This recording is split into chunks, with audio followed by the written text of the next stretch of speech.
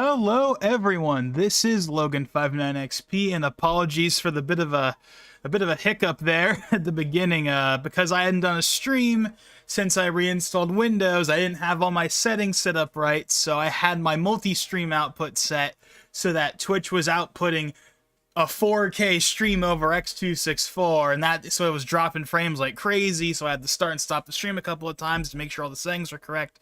And now it's correct. Now it is properly downscaling my 4K feed to 1080p and then sending it to Twitch. So everything's good now on both YouTube and Twitch. So anyways, hey everyone, this is Logan59XP. I know I already said that, but I think I may as well say it again. And today we're here to do a stream that I said I was going to do when I did the 3DS stream, and here we are. We're going to do it. Now, this stream is probably, in fact, it's not even a probably, it's basically a guarantee, is going to go way better than the Smash 3DS stream, which is still unlisted, by the way. I still never got around to putting it in, like, one of the playlists. I should get around to doing that.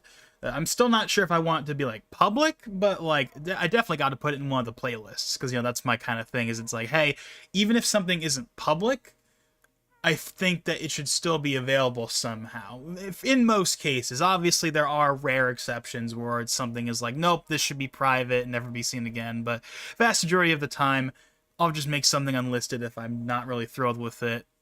But, you know, so you can still access it via a playlist. Anyways. So we are here today because today marks the 10-year anniversary of Smash Wii U, and someone has to do a stream for it, and if no one else is going to do it, that's going to be me. Because when Smash 3DS had its anniversary, or at least its Western anniversary, it technically came out on September 13th, but I didn't do a stream for that. I didn't do a stream for it then, though, because I kind of wanted to do it for the anniversary that matters to us, you know. We didn't get the game until October 3rd, so I figured we may as well do it then. Plus, I did the Ultimate stream in its place anyway, but today is different, because unlike Smash 3DS, which Japan got first, Smash Wii U, we got first. It released initially, for the first time in North America, on November 21st, 2014, a day that will always be seared into my memory forever and forever. I will never, ever, ever forget that day. It's also the same day that ORAS came out, but this is not stream about ORAS now, is it? So, unlike the Smash 3DS stream, which we did using Lime 3DS, which is a Citra fork, this will not be done via an emulator because I don't have to. We could just use the Wii U. I mean, I do have Cemu, and I do have Smash Wii U on it, and it runs just fine at 4K, but I figured, let's take the easy route, and we'll just play this on the original hardware. Besides, the game is 1080p anyway, so it's not like it's in desperate need of a resolution increase. Even though the resolution increase is nice to have, for sure. But we're just going to do this on the good old Wii U. And yeah, so I guess let's go ahead and get started. Now, of course, it really pains me that the online doesn't work anymore, because if the online still worked, that would be what we would be doing this stream. We'd be doing some kind of online lobby. Well, I mean, lobbies didn't really exist in Smash Wii U, but, you know, we'd be doing some kind of online thing, most likely. But, of course, the server shut down earlier this year, and, of course, we did the stream for that. So we're just going to basically do what we did for the Smash 3DS stream. We're basically just going to play all the single-player stuff and whatnot, because, I mean, what else can I really do? But hey, it is what it is. So let's go ahead and, oh yeah, that's right, I have to use the Pro Controller.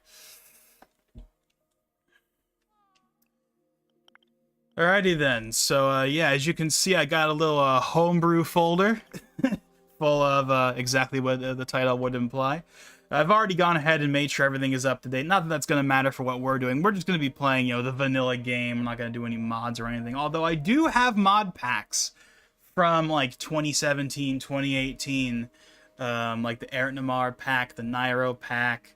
I used to play, yeah, we used to play those quite a bit, you know, in the lead up to Ultimate. But we're obviously not doing that today. Maybe one of these days we can go back and play some of those old mod packs, because I haven't played them in, like, you know, 6 years or whatever. No, not 6. It hasn't been 6 years, has it? Or has it? No, I think Yeah. Actually, no, yeah. This year, December 7th this year, in just a couple of weeks, will be the game's 6th anniversary. Yeah, that lines up because 2014 is 10 years. Yeah, that lines up. Yeah, I went ahead and I made sure all the stuff is updated. Not that this is going to affect Smash Wii U at all, but yeah. The aroma updates, everything's up to date. So don't have to worry about any of that.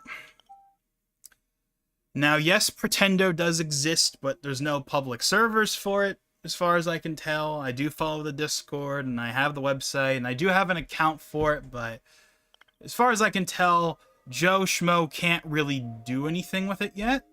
Although I do have the plugin for it. Although I don't think it's turned on right now.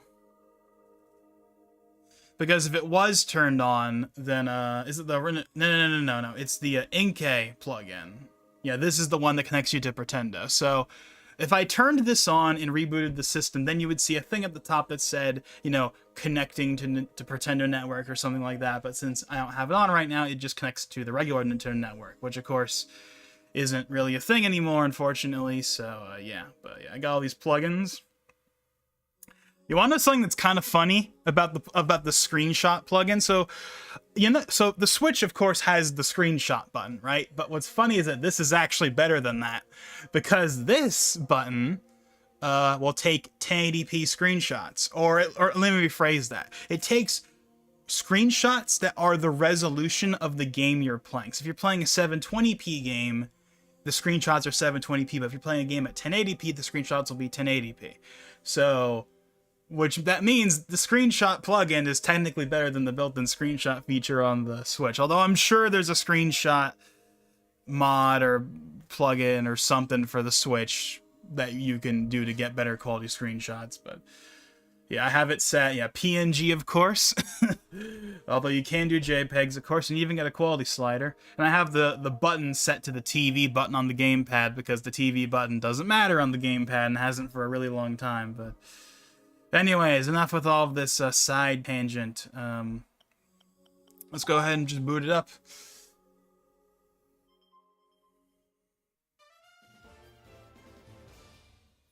So yeah, we're pretty much just going to do what we did during the 3DS stream. You know, we're going to do some Classic mode, we're going to do some All-Star, we're going to do some events. All that stuff. We'll even probably do a round of Smash Tour. All by my lonesome self. Since, again, there's no online or anything. I mean, not that there's any online for most of those modes anyway, but you get what I mean, so. But hey, it is what it is. It is what it is. Oh yeah, the load times on Smash Wii U.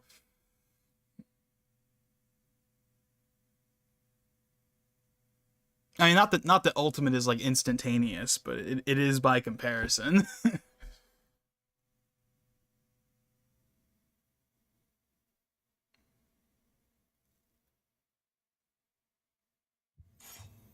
That's how you know that you have yeah, when it fades to like that gray when the video clip starts, that's how you know that it's loaded in.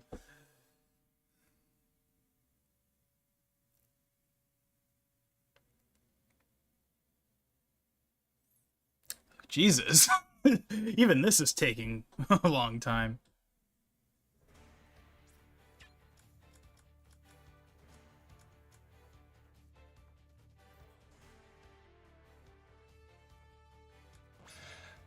Oh, yeah, that's right. I think I mentioned this when I did the 3DS stream, but Smash 4, both versions, reuse a lot of Brawl sound effects for the menus. So yeah, of course, I still have all my notifications from back in the day. And why is this one in French? It's because there was a period of time where I changed the console's language to French, and because of that, it sent me a French version of the patch notes. But of course, once you... So yeah, I don't have the English version of that, but I have the English version of all the others. Yeah, when Mewtwo first came out, and yeah, all the different updates that include all the different stuff. Yeah, that was a long time ago at this point.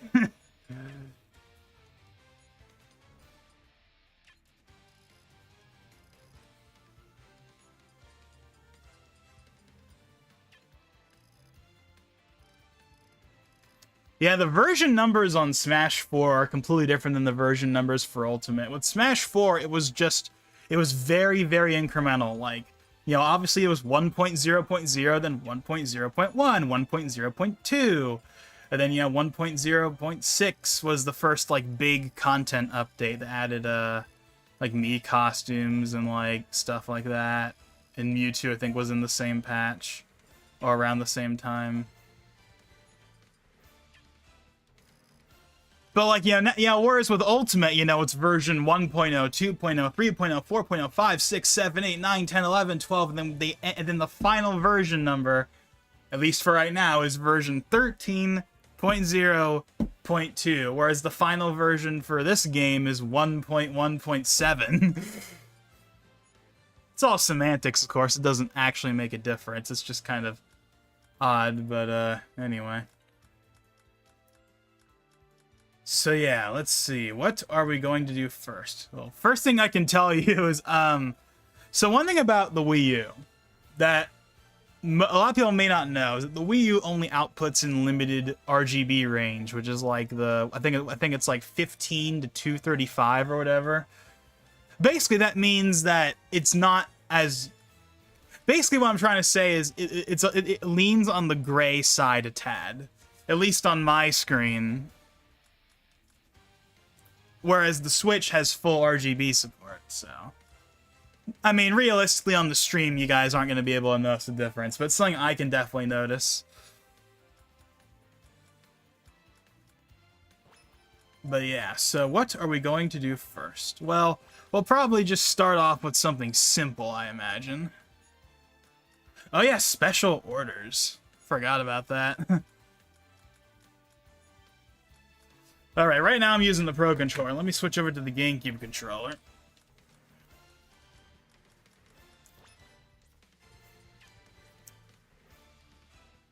I know it's not gonna work, but yeah. RIP. It's unfortunate. Yeah, not having online is gonna really suck. Because that kind of, yeah, it limits our options here. But there is still a bunch of stuff we can do, including some stuff that I wasn't able to do on the 3DS stream because of the emulator being kind of screwy. Like, we couldn't do Target Blast, for example, because it just refused to load. It would always crash. So what are we going to do first? I guess we'll start with Classic.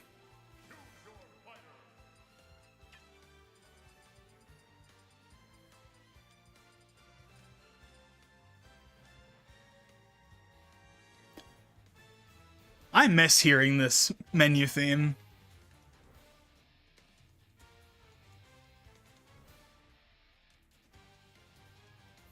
And this probably isn't going to be a surprise to say, especially because I have talked about it in previous streams, but Smash 4 is... Smash 4, man, this is a game... I know I've said this, like, probably 15 times at this point, but this is a game that really does deserve, like, a proper... like, a proper, like, deep dive, like, hour-plus long discussion video or something. I mean, I don't know if I can make the video that long, but, like, this game and, like, the era of the series really does deserve a video of some kind at some point. I know I said a long time ago that I was going to have something for that, for the anniversary, but obviously that hasn't really materialized. Although, speaking of discussion videos, I actually do have some information regarding that I will be sharing probably later on in the stream, if not at the end. But I do actually have some big news regarding the discussion videos, because at this point I've more or less solidified what's going to be happening with those going forward. So, but we can talk about that later. In the meantime, let's just go ahead and get started. Let's see. What kind of Miis do I have on this? Yeah, these are all from a long time ago, obviously. There's a lot of Sakurai-themed ones. Ebolades. I forget who made that. I think that was one of my friends that made that. Yeah, Aonuma, Bill. Remember Bill? Remember Bill? Bill Trinan? Yeah, he is not a public-facing person at all anymore. He used to be in, like, the events and at the trade shows and stuff, and now he has, like, no public image at all. He still works there, to my knowledge. And I think he still has a Twitter account, but that's about it. That's about it. Well, we're gonna just do a regular character.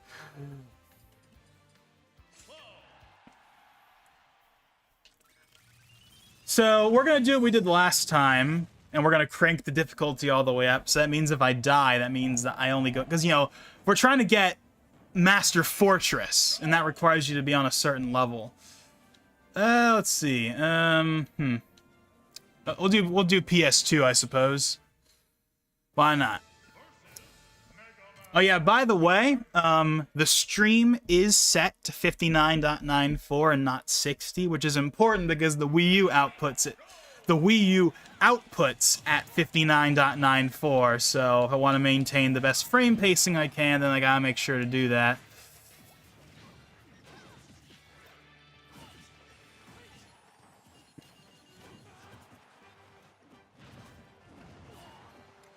So I guess while we're here, it's been a little while since I've done my last stream. What was the last stream I did? I think the last stream I did... Was it the 3DS stream? I think the 3DS stream was the last stream I did. Wow, it's been like been a month and a half since the last stream. And funny enough, a lot of stuff actually has happened. None of the stuff is the stuff we want, but necessarily, but there actually has been a surprising amount of stuff that's happened in general, but especially, oh wow, a new special move, wow. All these years later, I guess I'd never unlocked all of them.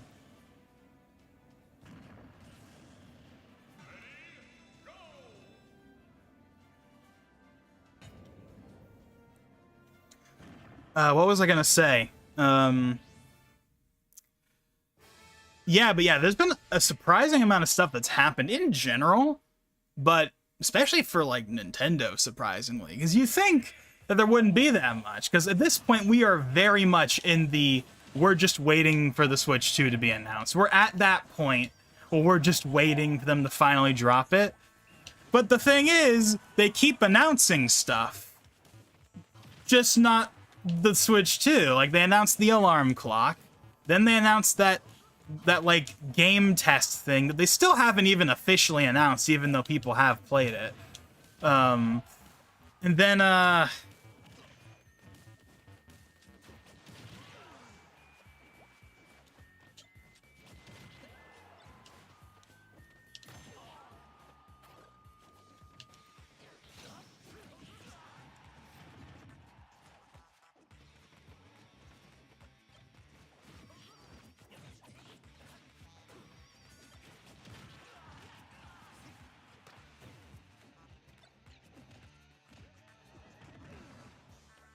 I'm so close. Dang it. That was close. Okay, that's not a big deal, though. You don't have to be at literally 9.0. I think the cutoff is 8.0 for Master Fortress. You'll still get Master Core, I think, up until 7.0. I think 7.0 is the minimum for Master Core, but 8.0 is the minimum for Master Fortress. And Master Fortress is the thing that's exclusive to the Wii U version, so that's the thing we are going to try and get at least once, and hopefully beat. I think I've only actually beaten Master Fortress, like, once. Because during Smash Wii U's actual life cycle, I was never good enough to actually beat Master Fortress. But then, like, afterwards, in, like, 2019 or whatever, I went back to the game to, like, just clear up a couple of, like, things I hadn't done. And then I went ahead and finally beat Master Fortress after, like, 5 years. Which is kind of weird. That took me that long. Okay, there we go. We got rid of the big one.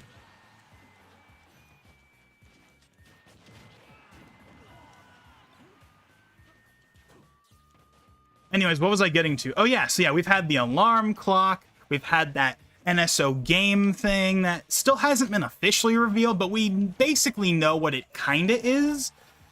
And people have played it, but because of NDA and whatnot, no one's actually said anything about it. At least not, like, images or anything, to my knowledge. Maybe there's leaked footage out there, I haven't seen it, but the point is it's still not officially announced, even if people have seen it and played it or whatever. And then we had the music app, which is something that both does and doesn't surprise me that they did. What I think is kind of funny about that is I think at one point I actually did think to myself, you know, if they were ever going to do some official music thing, it probably would be an app. So they can have the control, right? Because that's something that Nintendo really, really cares about, is they really like to be able to control, you know, things. That's a big deal for them. And personally, what I wanted was just a YouTube channel. Because there's plenty of other, you know, because, you know, there's tons of companies out there that just put their music up on YouTube one way or another. Whether it's the auto-generated stuff, or it's like a proper, like, you know, Vivo type channel with like music videos or whatever. But I'm not surprised that they didn't just make a YouTube account, because that would have been the easy way out. But they decided, we're not going to do a YouTube account. We're not going to put our stuff on Spotify. Although, for the record, I don't use Spotify or any music streaming service for that matter. But obviously a lot of people use, you know, Spotify and Pandora and Apple Music and all the streaming services. So it's like, we're not going to put our thing on any of those. We're going to make it on an app that's our own thing. And you need NSO to use it. Which, for some reason, it's like weird. I kind of feel like that's not that big of a deal to me. I don't know. Maybe it's just because it's what I expect. Like, of course they have it behind NSO, so to me it doesn't feel that weird.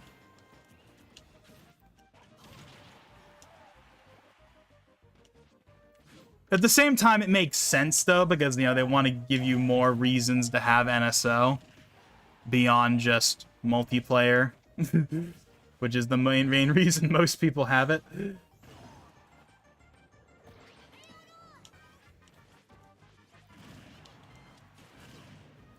But yeah, so we got that music app, and I mean, I think that's the newest thing they've done. Oh yeah, and we got the Xenoblade export. Like, finally, after all these years of people asking for it. So that's at least one thing that people wanted that we got. I mean, people have wanted a new... Okay, to be completely fair, the alarm clock, no one asked for. That NSO game thing, NSO test thing, that's really its own thing. That's kind of like, we can take it or leave it. The music app is something people wanted, but maybe not in the form they gave it to us. And then we got the Xenoblade port, which, yeah, people wanted that. So that one's fair enough. So I don't know, it's kind of, I don't know, it's weird. That's all I really have to say about it. It's just weird that, like, they're doing all these things except the thing that people want the most. The Switch 2. Now, I think it's pretty obvious at this stage in the game. It is late November 2024. Any chance whatsoever that we had at all of getting this thing announced this year is basically dead. I say basically because they technically have one more avenue that they could do it at, but they're not gonna. And that would be the Game Awards, which is not impossible, but it's very unlikely. I really don't think they're going to have it at the Game Awards for two reasons. One, the Switch 2 is something that's a big enough deal that Nintendo probably feels like they don't have to have it at the Game Awards. It can just be its own thing. Basically, for the same reason that Rockstar didn't announce GTA 6 at the Game Awards, they announced it on their own because they didn't need the Game Awards to announce something like that. It's kind of the thing that E3 has also had, you know, during its latter years, was like, why should E3 even exist if all the companies can just host their own little digital stream and that basically gets the job done? Even though it's not quite the same, and obviously that lacks the physical presence that E3 had. Because E3 is more than just a direct. Like, I know to us, we thought, at least in my lifetime, I should probably clarify that. In my lifetime's not the right word. At least in my time following E3, which was basically 2013 onward. 2013 was the first E3 I actually paid attention to. And that's because that's the first E3 that I at least attempted to go to. That's a story I've told before, and I'll probably end up telling again at some point. But long story short, in 2013... me, my dad, and my brother, we actually went to E3. We went to, you know, the LA Convention Center where they're holding it, and we tried to get in. but it became quickly apparent that we had 3 strikes against us that I didn't anticipate beforehand. Number one, you have to be in. This was back when you had to be like in the industry to get in. Now, later on, they actually did allow public passes, but at the time, it was an insider event still, so Joe Schmoes couldn't just get a ticket. So that's strike number one. Strike number two. The tickets were like $1,000 or whatever each. So like strike number two. Strike number three. This was 2013, which means that I was 13 at the time, so age. So 1, 2, 3 strikes, you're out. And I remember being pretty disappointed when that happened. I remember being really disappointed. We came all that way. I'm saying all that way like we traveled like forever. Like no. We don't live. We live like within like an hour of LA. Like it's not like we didn't like to like drive like 8 hours or fly or anything. But still, we drove, we drove there, and I was really excited. And then we got there, and it all came crashing down. But there was at least one guy that also understood, though, because, yeah, he had tried to get in for years, and they wouldn't let him in. And we got to talk to him a bit, and, yeah, he was cool. Although, one thing I will give the E3 staff for at the counter is they did give us at least a pity prize. They let us. They gave us 2 of the badge. Oh my god, why can't I not think of the name for this incredibly basic thing? The badge. Oh my god. Whatever. The thing you put around your neck that you hold the badge on. Why did I not think of the name for this incredibly basic common thing? I want to say necklace, but that is definitely not it at all. I don't know why I cannot come up with the name for what this is supposed to be.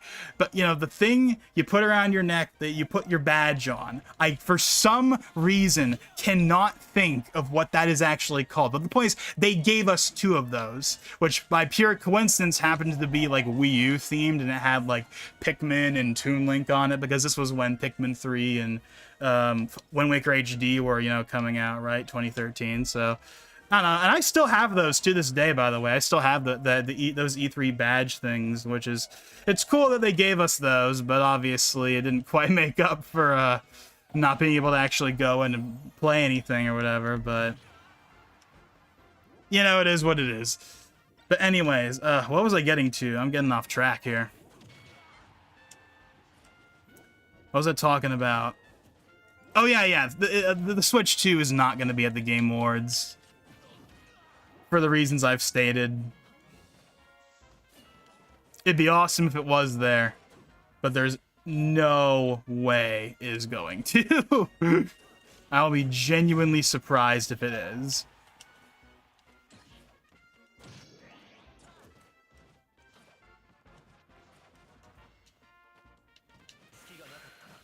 Dang it.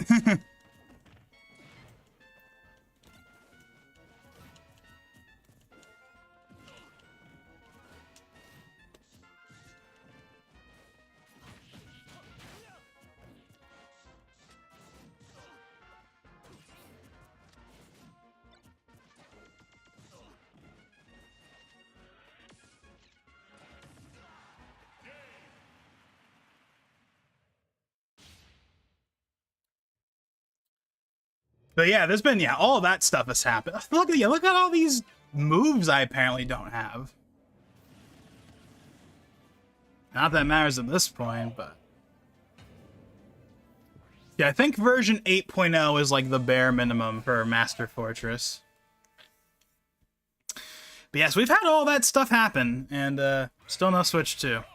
And it's not happening this year. I've accepted it, you've accepted it, we've all accepted it, and it is what it is. For what it is worth, I'm still not dying to see it. I mean, obviously, I want to see it. We all want to see it. But I don't think, as much as I do want to see it, I don't think I don't feel like it is a requirement just yet.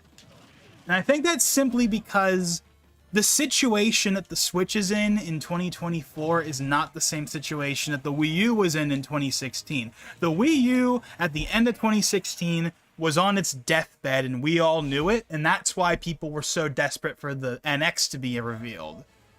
But the Switch, while it's certainly near the end, and it's certainly like it's in its twilight era for sure. Like this is going to be the Switch's last holiday season, and then next year it's going to get replaced, and we all know it. But the system, it's not the same as the Wii U in 2016. No one was buying a Wii U in 2016 because we already knew the Wii U was on its deathbed. Because they had teased the NX like a year before then. And that combined with the fact that the only remaining really big game left was Zelda Wii U, and we knew that was going to get delayed to 2017 anyway, so it's like, yeah.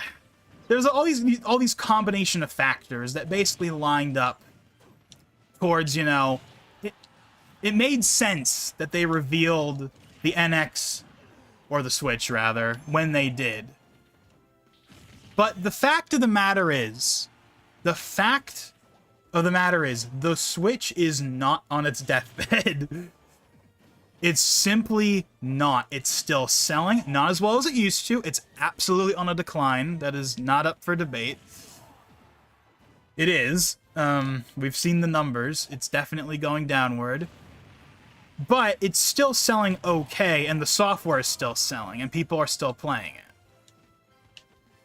So basically, there's no reason to, like, rush it out the door. And so they're not. As much as we kind of wish they would. But let's make something clear. Like, it's coming soon. Well, relatively soon. I mean, it's not coming out in March at this point, because if it was coming out in March, we would know by now. So this is a May release at the earliest. I don't know if have they ever released a console in May? I don't know if they ever have.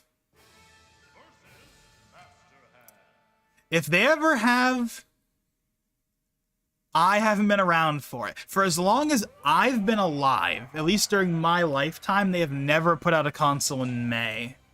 They've put out consoles in November, in December, in March, but never May. But if they don't put it out in April or May or something, if it doesn't come out in the spring, then they're just going to delay it to November. Which means we're waiting until November 2025. And none of us want that. No one wants to wait that long. I think that is a pretty safe assumption.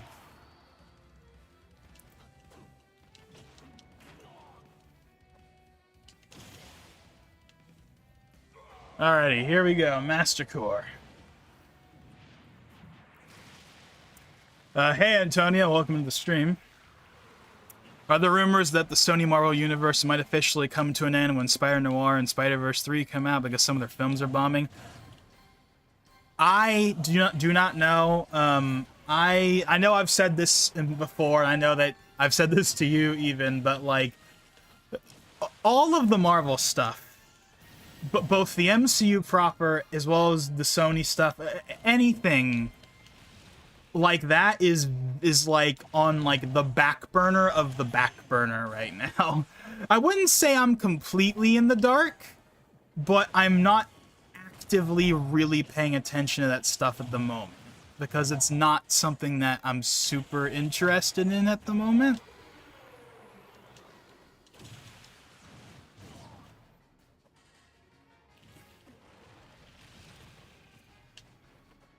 I'm gonna die. I can already tell I'm gonna... There's no way we're gonna get Master Fortress on our first run.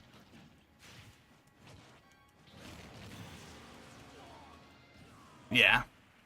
Oh well.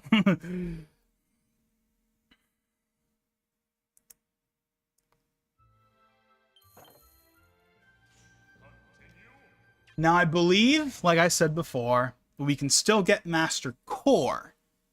but now we officially are not getting Master Fortress. And I want to get at least one Master Fortress. Just, well, at least one, even if we don't beat it.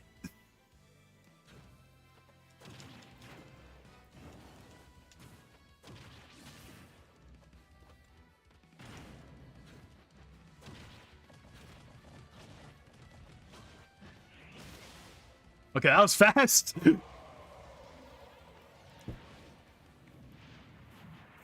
But, I mean, if you're asking me... I mean, again, I haven't seen any rumors that say anything about I want to call it the Spunk, but it's not Spunk anymore. Now it's the SSU. You know, the Sony Spider-Man universe, which is what it should have been called from the beginning, but I still have Spunk, like, built into my brain. You know, the Sony Pictures universe of Marvel characters. I still have that built in.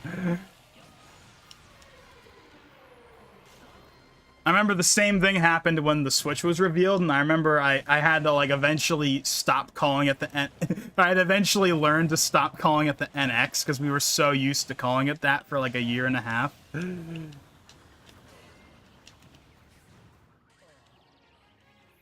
But anyways, I mean, the SSU is not going anywhere.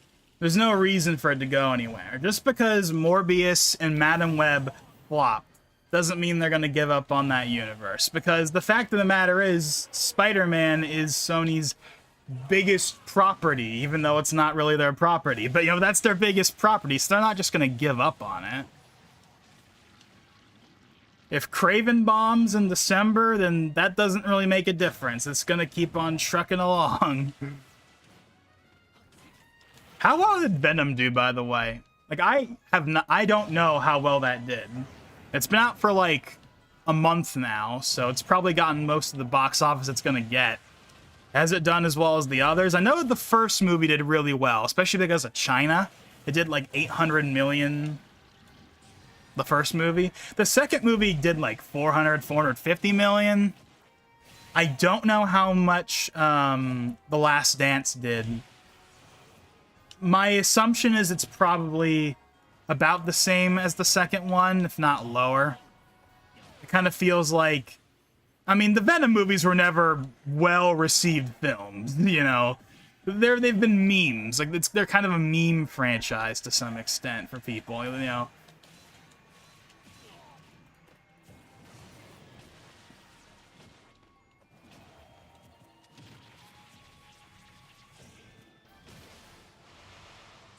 $400 million from what I've heard. That sounds about right, I'd say.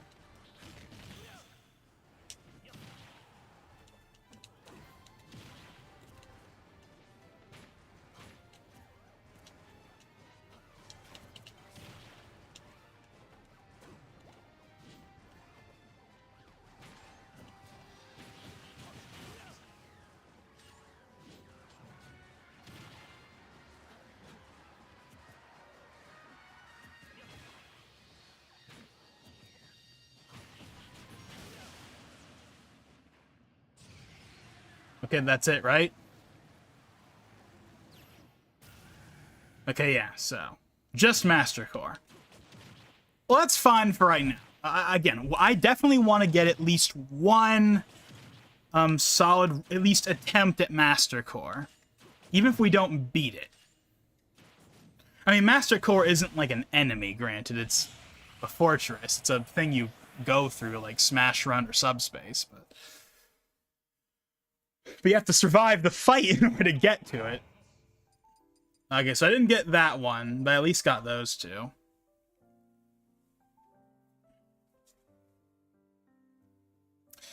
The Spider-Man rumors go back and forth with Venom, Dr. Doom, Vulture. Yeah, again, I haven't really been paying attention to any real rumors in, like, the last little bit. Again, it's kind of on the back burner. Again, I think I pay more attention now than I used to, like, 6 months ago. Like, 6 months ago, I was completely disconnected. I wasn't paying attention at all. But over the last, like, ever since, like, Deadpool and Wolverine, I kind of, like, got back into, like, following stuff again.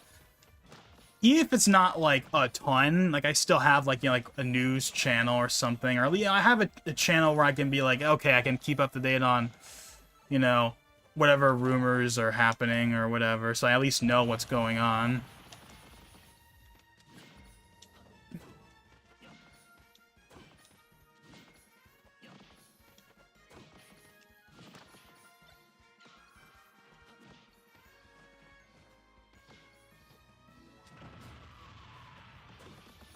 Yeah, that didn't really work out.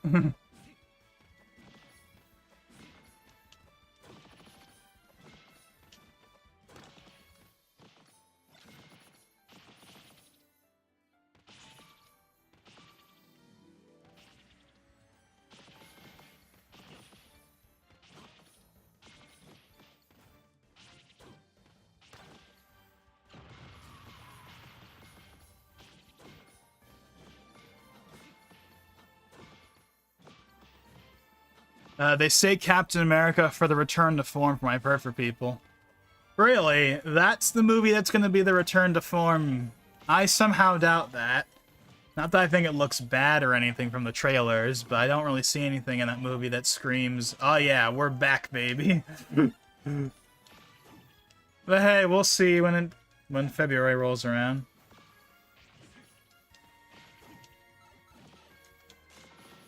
I know that that movie has gone through a bit of development hell to some extent. Not like Blade development hell, but development hell in the sense that like the development hell in the sense that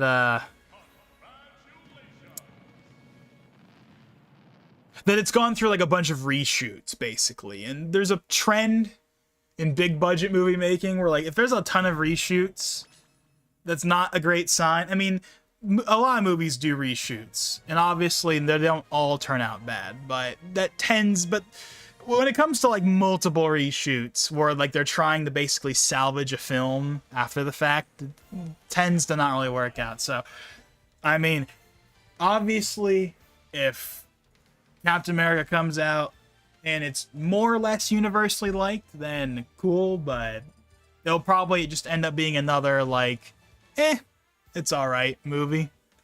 Which is kind of the thing that the MCU is stuck in right now. Like, I don't personally believe that, for the most part, the MCU is truly as bad as people say it is right now. I would simply say it is simply in this middle section of being completely inoffensive, but not really all that entertaining. Like, they're fine. That's about what I can say. I know that some people will say, oh, that's what the MCU has been for forever, but I don't know, it feels like the last few years, for the most part, I would say most of the movies, not all, most of them fall into the like, yeah, they're fine, they're okay. Obviously, some of them stand above the others. I thought Shang-Chi was actually a pretty decent movie. I wouldn't say it's a top 5 or anything, but like, compared to the rest of Phase 4, it's definitely on, like, the upper tier of that. And then, of course, No Way Home was pretty well enjoyed. I know it's had some detractors since then, but for the most part, still well received. Obviously, Deadpool Wolverine, at least when it came out, people generally liked. Again, I don't know if the tide's turned against it yet. But, I don't know. Anyway, and of course, the shows have been a mixed bag. You know, some of them people have liked, some of them really haven't liked. Looking at you, She-Hulk. but yeah.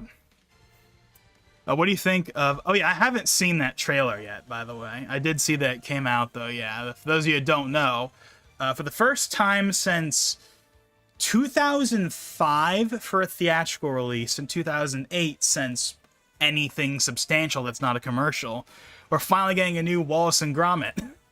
And it's going to be the first movie since the Were-Rabbit. I believe it's going to be a Netflix movie, though, to my knowledge. It's not going to be in theaters, although I think it will be premiering on the BBC in the UK.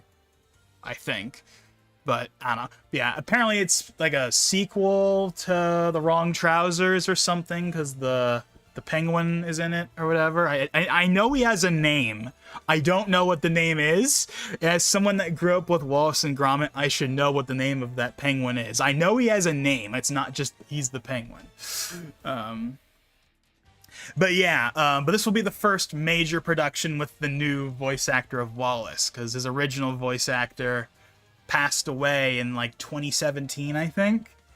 And then there's a new guy who's been doing Wallace ever since then. I've seen a couple of the commercials he's done. And I think the early ones, he sounded a little off. But I think in the newer ones I've seen, he's been not identical, but close enough to Peter Sallis. Is it Peter Sallis? Or no, it's not Peter Sallis. That's Peter Sallis is the Pink Panther guy. Not Pink Panther, but like the inspector from the movies, not the cartoon. When I think Pink Panther, I think the cartoon, not the movies that spawned the cartoon. But anyway. Peter Sellers? Peter Sallis? It's Peter something is the name of the original voice actor for Wallace. In like the original shorts, you know, A Grand Day Out, The Wrong Trousers, A Close Shave, The Curse the Were-Rabbit, and A Matter of Loaf and Death, which I've never really liked A Loaf and Death for what that's worth. You know, the original 3 shorts are all classics, obviously. The movie's great too, but I've never really liked A Matter of Loaf and Death, which is the last major production they've done with them that isn't like a commercial. I never really liked that one. I remember when it came out back in the day, I wasn't really into it, and then I rewatched it for the first time in like 10 years, like a year ago, because it was on Amazon Prime, and I was just kind of like, I don't know. That's just me, obviously. I don't know how well it's received or not. I'm sure it's well received by most people, but I don't know, it just personally isn't one I really care for. But the original 3 shorts are great, and the first movie is great. So obviously I'm curious what the new one's going to be like. So I'm sure I'll end up watching it at some point. I mean, if it was in theaters, I'm sure we'd go to see it, because... but I don't know. Anyways, I haven't seen the trailer, so I don't really know what the voice is like or anything else. Anyways, so, let's see. Let's go ahead and do something else here. We'll come back to classic mode later. Let's go ahead and do... Let's do a little bit of Target Blast. This is not complex by any means. This is really quick, but... If you don't know what Target Blast is, for those of you that weren't around for this game in 2014, this is basically what people at the time called... this is basically... And to be fair, that's basically what it is. It's basically Smash Bros. Angry Birds. They took the iconic classic Break the Targets from the first 3 games, threw it away, and replaced it with an Angry Birds clone. It's obviously not as good as actual Break the Targets, but honestly, at the time, I didn't really have a problem with it. I kind of look at it the same way I look at Smash Tour, where it's definitely not a replacement for the thing it replaces, but I think on its own, it's like a fine mode. I like Smash Tour, like genuinely. I actually think it's a fun mode. If you can take the baggage that this is what replaced Subspace, if you can take that and put that baggage to the side and look at it on its own, I think it's a fun mode. It's not perfect, but I think it's a fun mode. Target Blast, though, admittedly, I mean, there's really not much to say about it. I mean, you'll see in a second. There's really not that much to it. We'll play as someone else. We'll play as Roy. It's basically just, quote, Angry Birds. Actually, it's Angry Birds, but also, like, home run contest.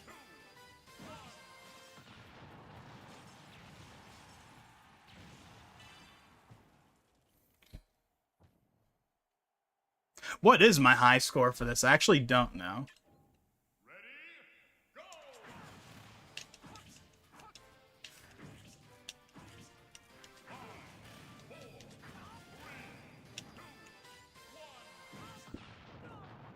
Okay, hold on. I haven't played this in a long time, so I completely forgot how this is supposed to work. Because I'm trying to do this like I do home run contest. Oh, yeah, I completely screwed up right there. 2. Yeah, I need to try that better. I haven't played this mode in like not literally a decade, but like probably like 8 years. Oh my god, you can't do that. You got to remember that it's just like home run contest, where if you hit it too hard before the time limit, it'll still leave the barrier. Yeah, hold on.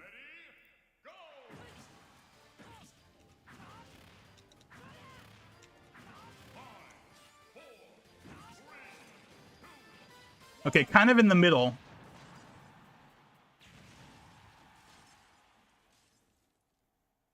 Still not great.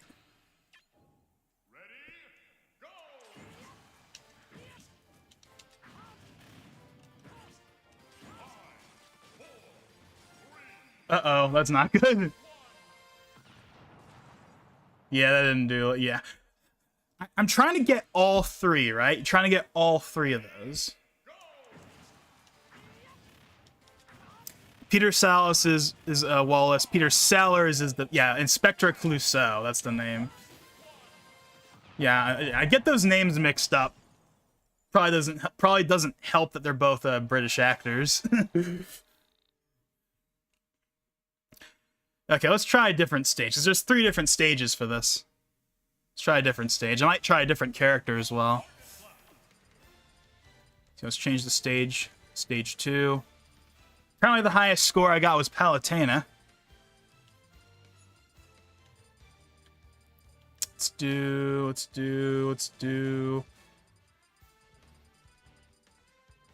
try DDD. But yeah, I hope that Wallace and Gromit movie is good, though. I'm sure it will be, because, I mean, Wallace and Gromit is Aardman's flagship franchise, and oh my god, it's a total fail. And they know that, like, the anticipation for people that have been waiting for a new, like, project has been, like, is really immense. Like, Wallace and Gromit is one of those franchises that's, like, not really that big, right? Like, everyone...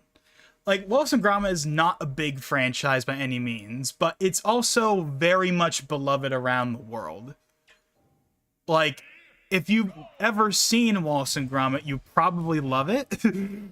You know? It's one of those franchises that has, like, very few, like pretty much... It's pretty much universally beloved. And there's a really high standard, I think, people, like, hold that franchise to.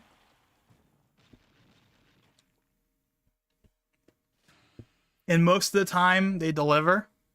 Again, I'm personally not the biggest fan of A Matter of Loaf and Death, but that's not to discount it entirely. And obviously, there's a lot of hard work that goes into making those. Because obviously, what's Aardman's thing? Clay, stop motion animation. That's their whole thing. And they always do an incredible job with that. And I'm sure they're going to do an incredible job with this as well. I didn't see the new Chicken Run. I know they did a new Chicken Run recently as well. I don't know if people like that or not. I have seen the original Chicken Run, but it was like a long time ago. I haven't rewatched it in a long time. But yeah, so hopefully it's good. No, we'll just leave it at that. Alrighty then. So, what else can we talk about? So, we talked about, well, not super ton, but we've, I mean, there's nothing for me to say about all of the recent Nintendo announcements at this point that everyone hasn't already talked about. Like, everyone's talked about the alarm clock, everyone's talked about the NSO thing, everyone's talked about the music app. There's really not that much for me to add. Now, one thing about Alarmo, which is the name of the alarm clock. The one thing about that I find very interesting, I don't know if this is ever confirmed at all, because I know they did a bunch of interviews. They did like a 4-part interview on the website from the developers of Alarmo, and I don't know if they ever mentioned this anywhere in there. But I am very curious if Alarmo is what that project that Iwata teased 4 years ago, 10 years ago. Is that what Alarmo turned into? Because I remember back in like 2014, 2015, this was like one of the kind of last things that Iwata teased. I think this was around the time of like the DNA announcement. maybe it was before that. I don't know. This was like, 2014, 2015. So during the final year of his life.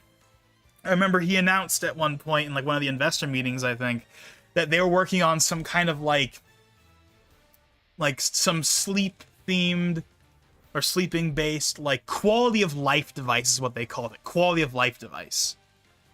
And I don't know about you, but when Alarma was first announced, the first thing in my head was, is this that Iwata project from 10 years ago finally coming out? I mean, I don't know if it's ever been confirmed or if it will ever be confirmed. Again, maybe in the interview that I have never read, that I haven't read, by the way, maybe one of the developers mentions that we started working on this project, and it was like 9-10 years ago, and it was like an initiative from Iwata at the time. Maybe they mention it in one of the interviews. I don't know. I haven't read it, but I would not be surprised in the slightest if that is what this, if they're connected. Maybe they're unconnected, maybe they have nothing to do with each other, and it's just a coincidence, but I wouldn't be surprised if it turned out that Alarmo is what is the final version of whatever that quality of life thing was from 10 years ago.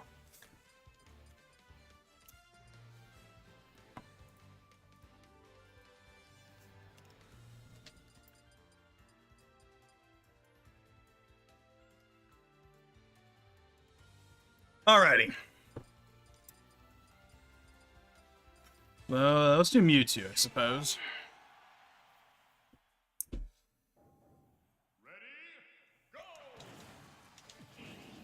So yeah, let's talk about something else. Let's talk about something that's not Nintendo related. So you want to know something that I'm actually a little surprised we haven't gotten yet? It is, again, we're basically in the second half of November. We're close enough now that I'm more or less willing to just call it late November. And we still don't have an announcement for the new NVIDIA or AMD cards. Now, for what it's worth, there's not much excitement for new cards right now because everyone's too annoyed at the prices to be excited for anything, and I don't really blame them. Ah, dang it, that last bomb.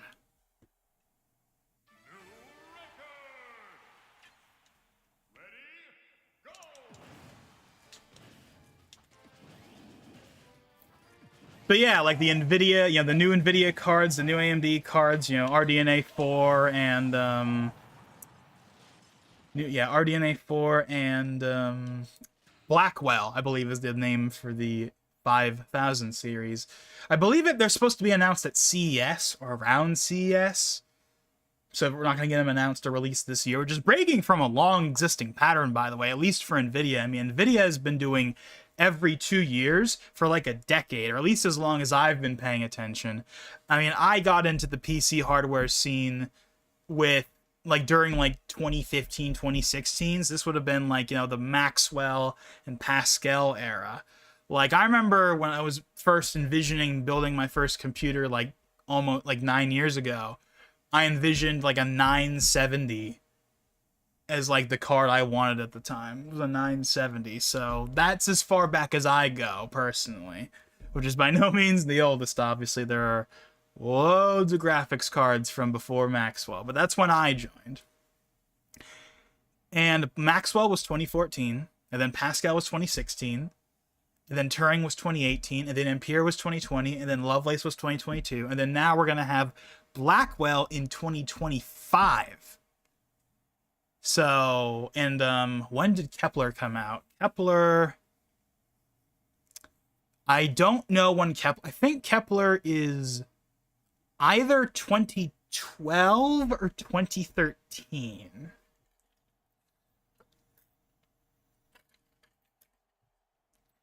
Either way, though, they've been doing 2 years for a long time. That's the main takeaway. They've been doing 2 years for a long time. AMD hasn't been as consistent. Sometimes it's 2 years, sometimes it's 3 years.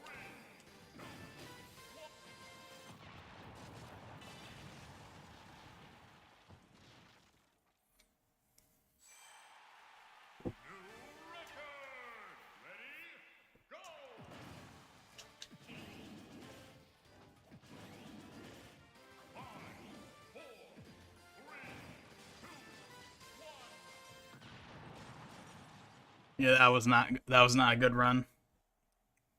That was not a good run. Now we're gonna try that again. Are you gonna stream the Game Awards this year? 100%, unless anything gets in the way of it, which I really doubt.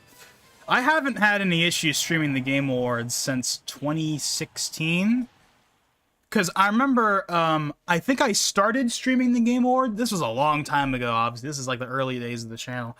But I have streamed every Game Awards in some form since the channel started, for the most part.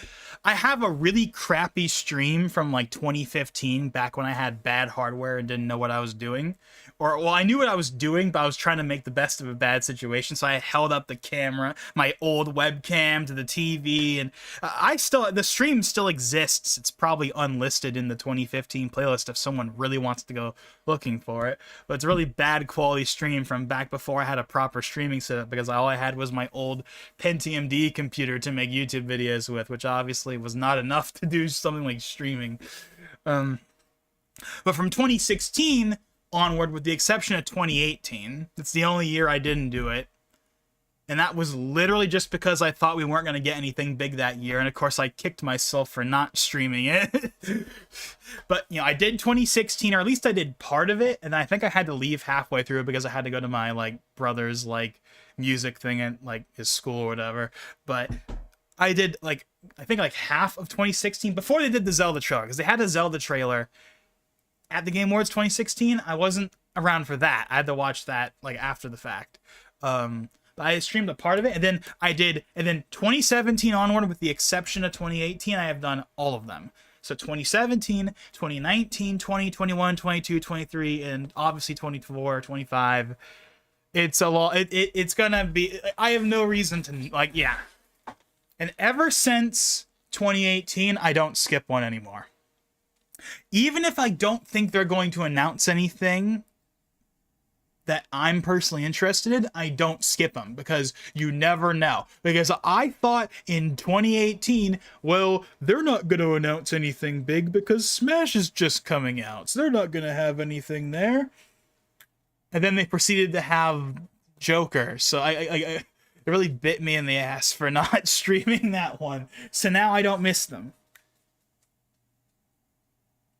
Oh, I just realized something. My thumbstick is kind of worn down a bit. Huh.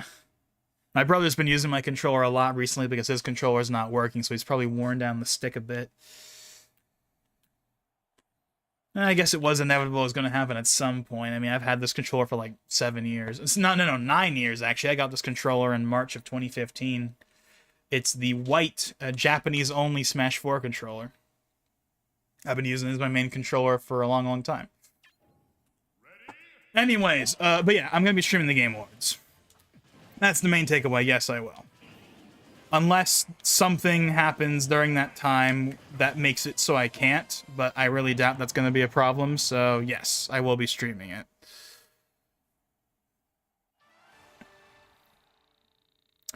And yes, I will be doing a predictions video for it. That has also been a tradition for a long time. I've been doing a predictions video for the Game Awards ever since 2019. There's always been one.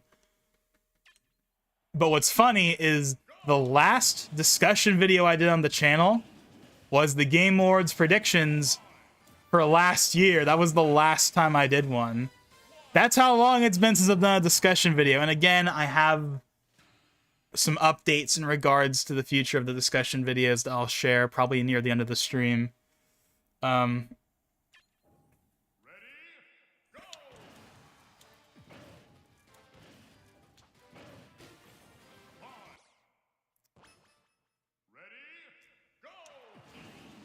But yes, I will be streaming the Game Awards, and I will most likely be doing a predictions video, so yeah, there's your answer to that.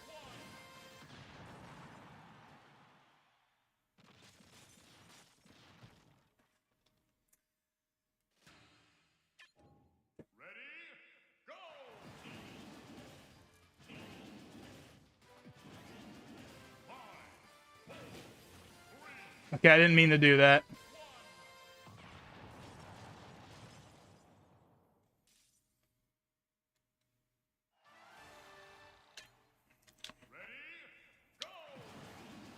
I mean, again, I don't think we're going to get any big announcements.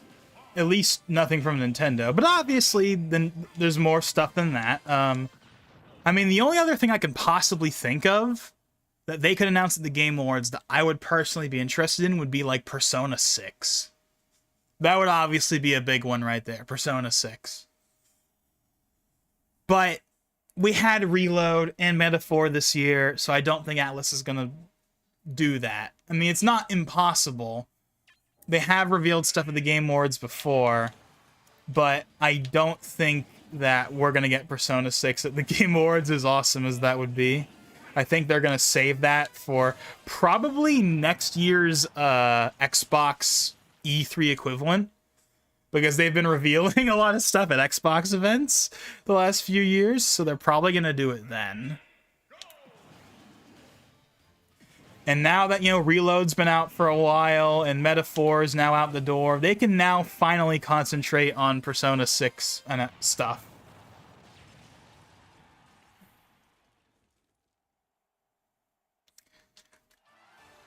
Okay, enough with this. I think we've played enough of this.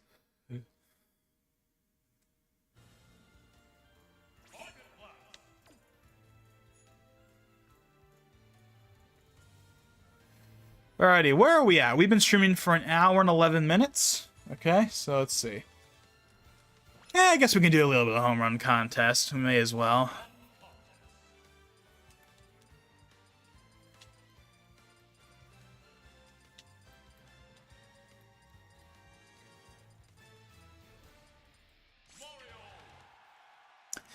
I'm going to put my bet on that the Game Awards is not going to have anything big or huge. I think that they might be taking a small break from all of that. I mean, they can't not have big announcements, because that's like the whole reason why people tune in. Like the open secret of the Game Awards is that no one watches the Game Awards for the awards. They watch the Game Awards for the announcements. And when it comes to the awards, they only care about Game of the Year, basically.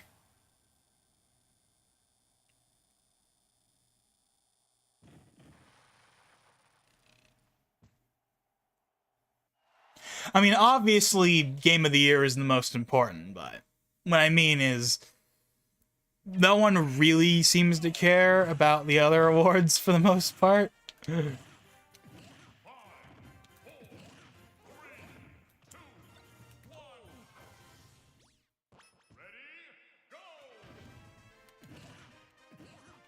Yeah, I know that this year there's already been some controversy with the Game Awards. I mean, what year doesn't have controversy with them at this point? But the Elden Ring expansion, Shadow of the Erdtree, is on the running for Game of the Year, which has obviously caused a lot of controversy. And I will say, and again, this is by no means going to be some original thought or anything, but like, I am in the camp that believes that it should not be on there. Now, remakes, I think remakes are one thing. Like, FF7 Rebirth being on there is fine, because Rebirth, well, I still haven't played it, by the way. I still have it. It's sitting on my shelf. I still haven't played it yet. I still have a backlog of games I need to play that I haven't played yet, and that's one of them.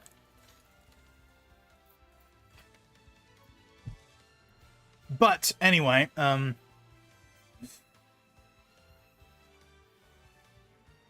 what was I saying?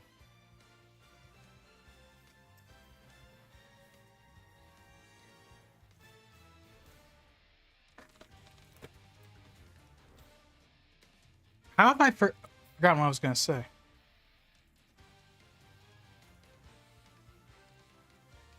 We're talking about the Game Awards.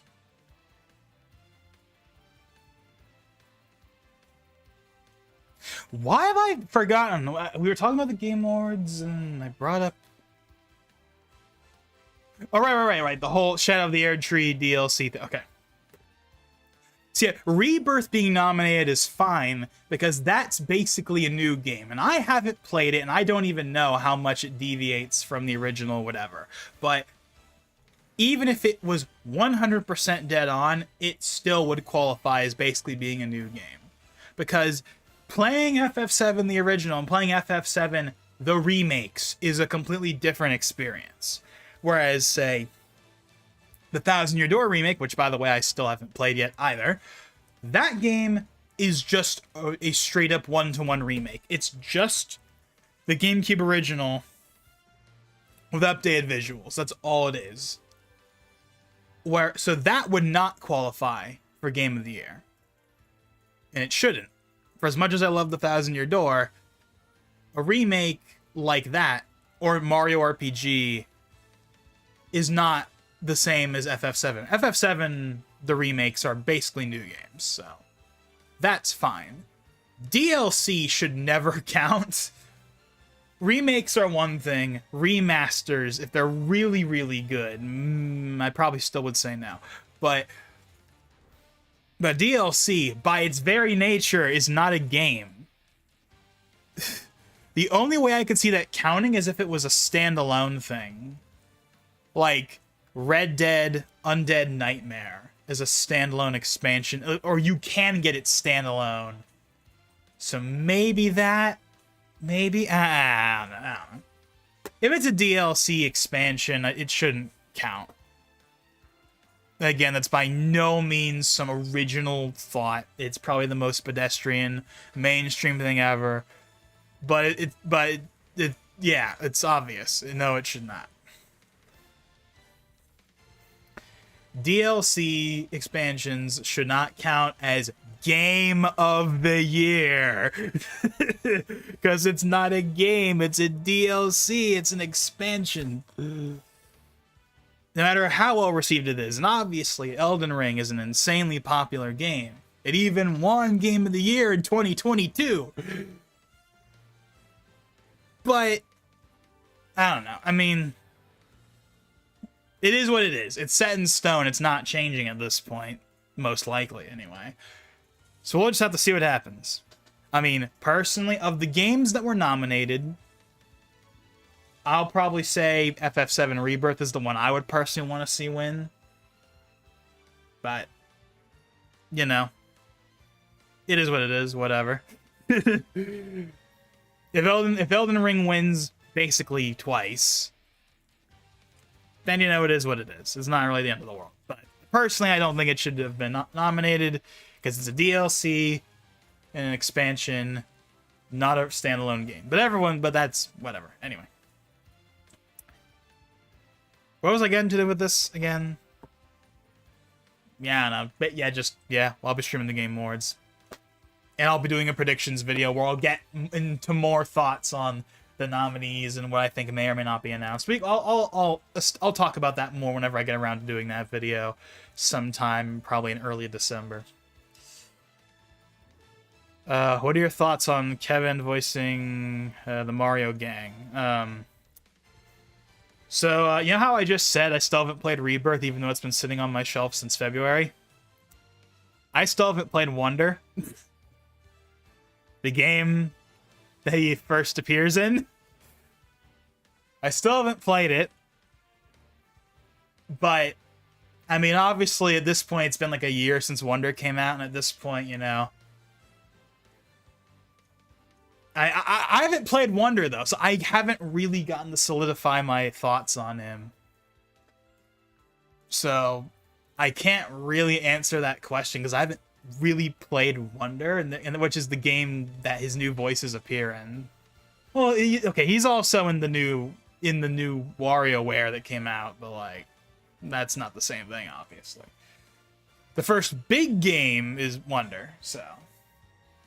I mean, obviously... You know, good luck to him, you know? I hope he does a good job carrying the torch from Charles Martinet. And I'm sure he will. And I'm sure his voice will probably improve as time goes on. But, yeah, I don't really have much of an opinion on him. Other than, like, from what I remember from the trailers and stuff. For the most part, I think he sounded fine. Not the same as Charles Martinet, but still sounded enough like Mario and whatnot that I didn't really have a problem with it. So, I don't know. I guess he's fine. I haven't really gotten again to solidify my opinions on the new voices all that much because I still haven't played Wonder, even though I have it. It's literally sitting on my desk right now. I have a ton of Switch games just sitting like underneath my monitor, or on top of my monitor stand, I should say, and I still haven't played it. Or Mario RPG, or Persona 3 Reload.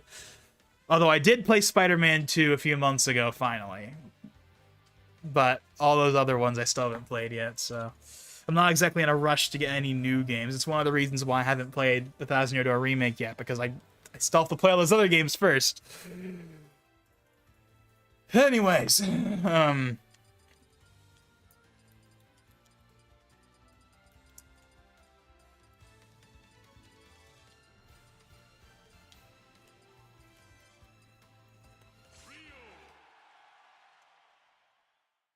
alrighty then, so what else can we talk about? What else can we talk about? I mean, I guess I can talk about my updates on the discussion videos, but again, I kind of want to save that. Oh, yeah, I completely screwed that up. But I kind of want to save that for the end. In fact, I might even show you guys some of the up-and-coming details on that.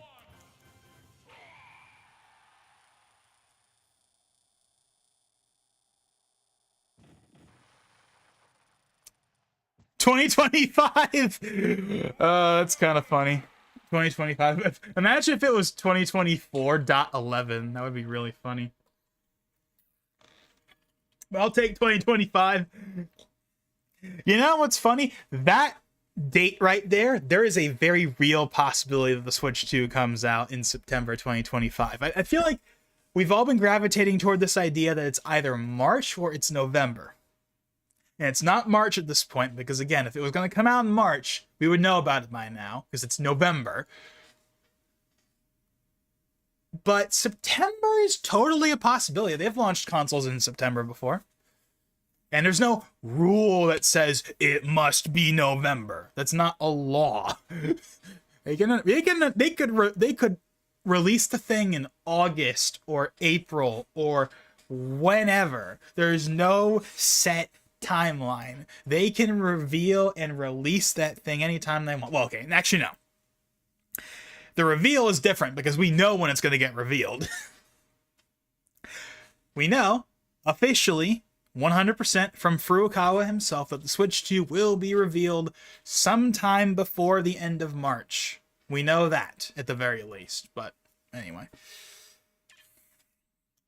What MCU movie do you think or TV show killed the MCU fan base or the hype?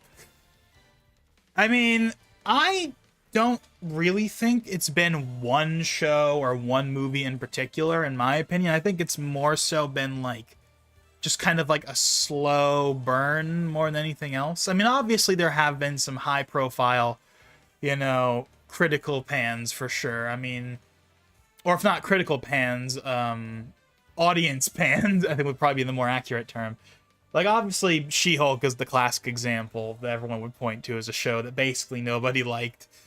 I mean, obviously there were people out there that liked it, but a lot of people really didn't like it. And for what it is worth, that is a show I put off watching for months because of how bad the reputation was. And then I watched it. And by the time it was over, I definitely was like, yeah, I could have easily skipped this, and it probably would have been for the better that I had skipped it. But that's just me. Personally, while I don't think it is the worst thing conceived by humanity, it is the worst thing the MCU has put out that I've seen. It's worse than Secret Invasion, although Secret Invasion's not good either. And it's worse than any of the movies they've done. It's worse than Eternals. Well, actually, is it worse? Eternals is less interesting than She-Hulk, but She-Hulk would probably annoys me more. Eternals is just kind of like, it exists. It's a bit different. It doesn't feel quite like a regular MCU film. And there are some cool shots in it, to be completely fair. But that movie is mostly a big nothing burger that, like, if you haven't seen it, it's an easy skip. And Eternals 2 has been, like, canned. That was a complete non-starter. It didn't do very well. It didn't flop, but it didn't do very well compared to other movies, and no one really cares for it. I think Eternals is the worst movie in the multiverse saga so far, at least off of my memory. But She-Hulk is the worst show by far, and I think it's the worst thing that the MCU has done so far. I don't think it's the worst thing ever conceived by humanity. It's not that bad.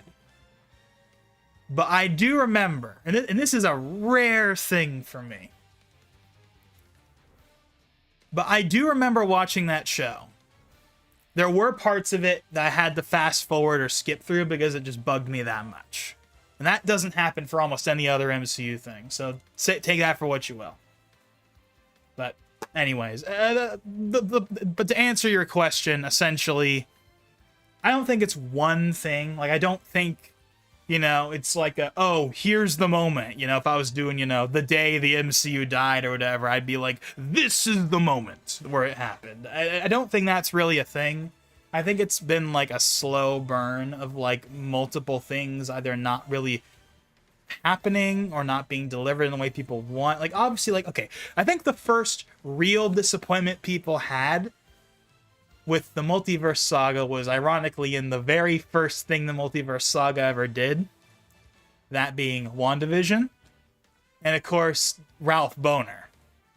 That was a big disappointment to people, and that was kind of the beginning of the slope downward.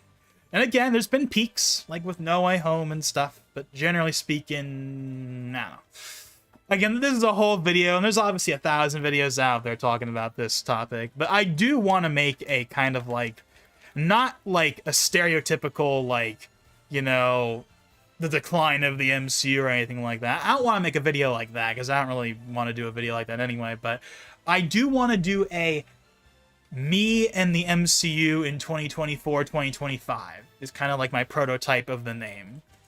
Or it's not really me being like, this is the decline, here's all the best. Because again, there's 1,000 videos out there that can cover that anyway. And plus, I don't really want to do a video like that anyway. I just want to do a video talking about where I am with the MCU right now and kind of how I personally feel about it and where I feel like it's going and whether or not I can really regain some of that steam. But that's, of course, a video for another time, or a story for another time, as a certain YouTuber would say. I don't think he's said that in a while, actually. I think when's the last time he actually has said the infamous "a story for another time"? Still waiting on the next episode of the Indian Reservations. When did that first part come out? Like part 0, as he called it, was like 2018, 2019. And then there was the your family tree explained from like 10 years ago. Part 2 never happened. I mean, to be fair though, he puts out like 2 videos a year. I mean, this year he's only put out 1 video. He put out that little mini video. The newest video that he did was the mini video for the flag of... not Minnesota. He did do a video for the Minnesota flag, but that was last year. He did a flag for like a new state doing a new flag, because there's been states changing their flags in recent years. Like Mississippi changed their flag, Minnesota changed their flag, and then there's another state changing their flag. I forget which one it was, but he did an episode on that, and he had the little clickbaity title of the most important decision during this election, you know, obviously to get people, because he uploaded it like a couple of days before the election, so, you know, he's trying to get that. But yeah, that's the only video he's done this year, and that was like a mini video. That wasn't like a full proper video. The last proper video he made, was it the flag video? Like the big, like, you know, ranking all the 50 states? Like, was that the last one he did? That was like that wasn't like a side video, or wasn't like an addendum, or like or a Bonnie Bees exclude. Like, I think the last full on video was that one, and that came out in like March or May or April of 2023. But hey, he's one of those channels that's the definition of quality over quantity. You get like 2 videos a year, but you know they're gonna be good. But anyways, I'm getting off track here. Let's see. Well, okay, that's enough home run contest. Let's go ahead and do something more substantial. Let's do something more substantial here. Let's do some All-Star. A mode that is missing, well, in its proper form in Ultimate. They gotta bring that back. Whether it's in the next actual game or Ultimate Deluxe, they need to bring back real All-Star mode. That's kind of always bugged me that, like, why do we not have real All-Star mode? The All-Star mode that's in Ultimate is basically Multi-Man Smash. It's not really All-Star mode. This is the last game with a real All-Star mode with, you know, the checkpoints and stuff. But anyways.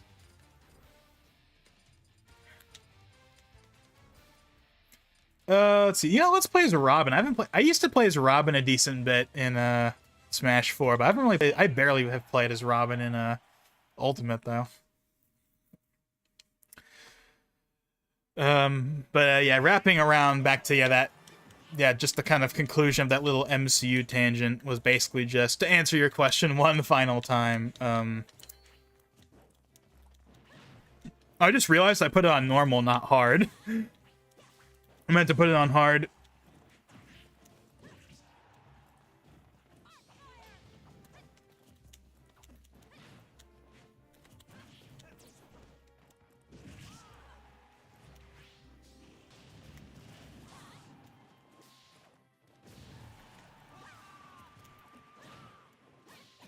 But basically, yeah, it's not like one moment. It's not like with something like a stereotypical example of like, this is the moment.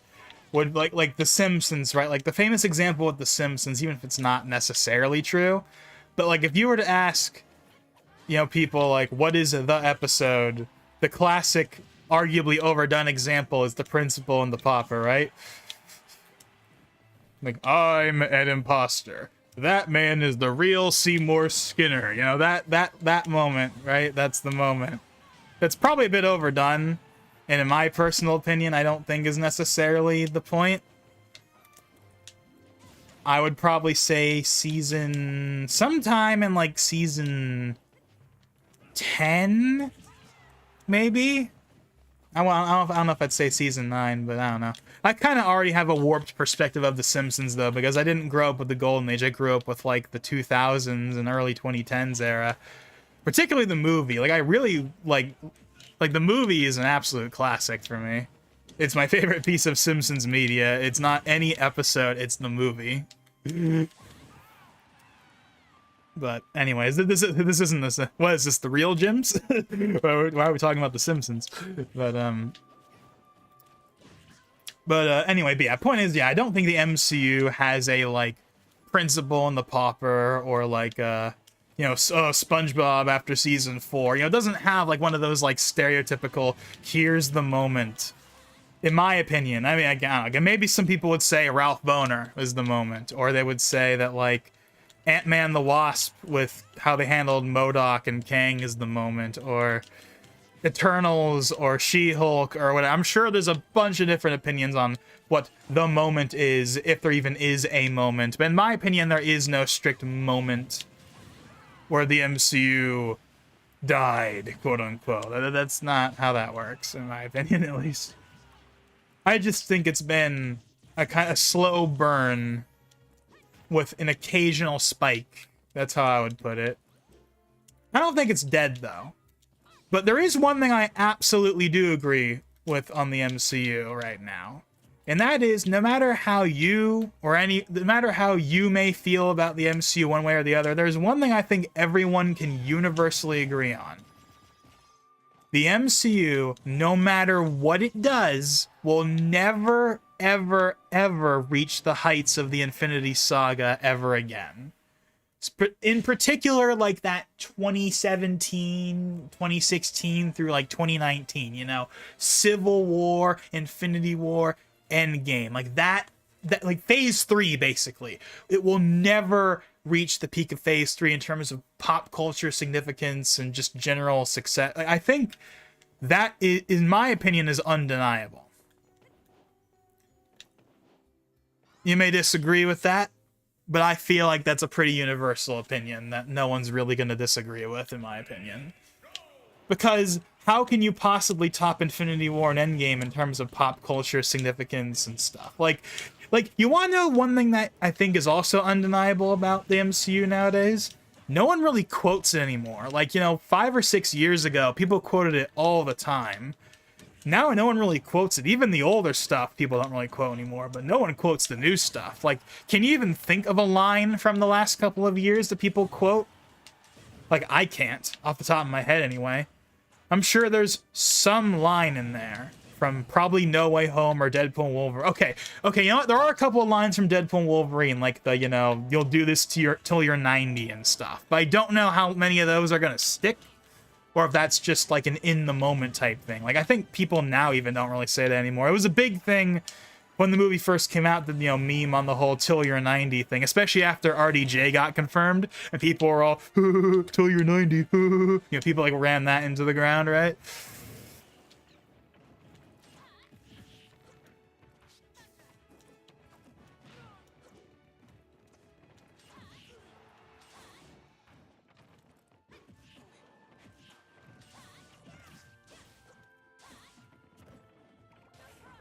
Oh yeah, I forgot about that move. Again, I haven't played as Robin in like a long time, really, so...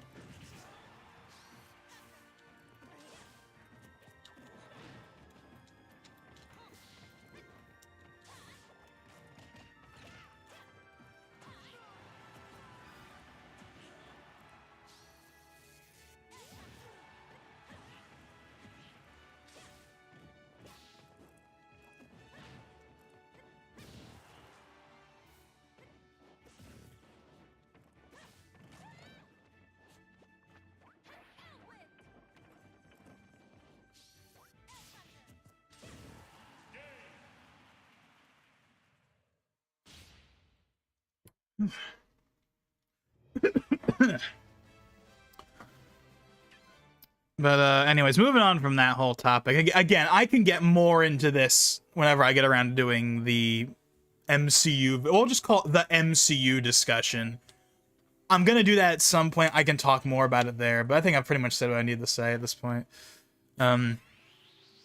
Also, how can the MCU bring back dead characters from Thanos and kill them again permanently? Understand Black Panther, but why kill them again if you brought them back? Wait, what?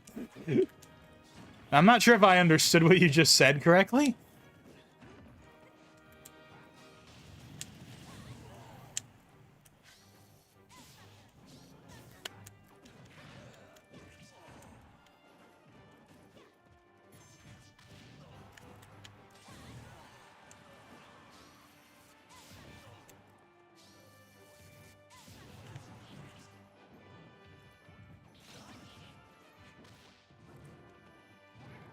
I mean, I'm guessing your question is basically just like, you know, will they bring back dead characters as like alternate variants or whatever?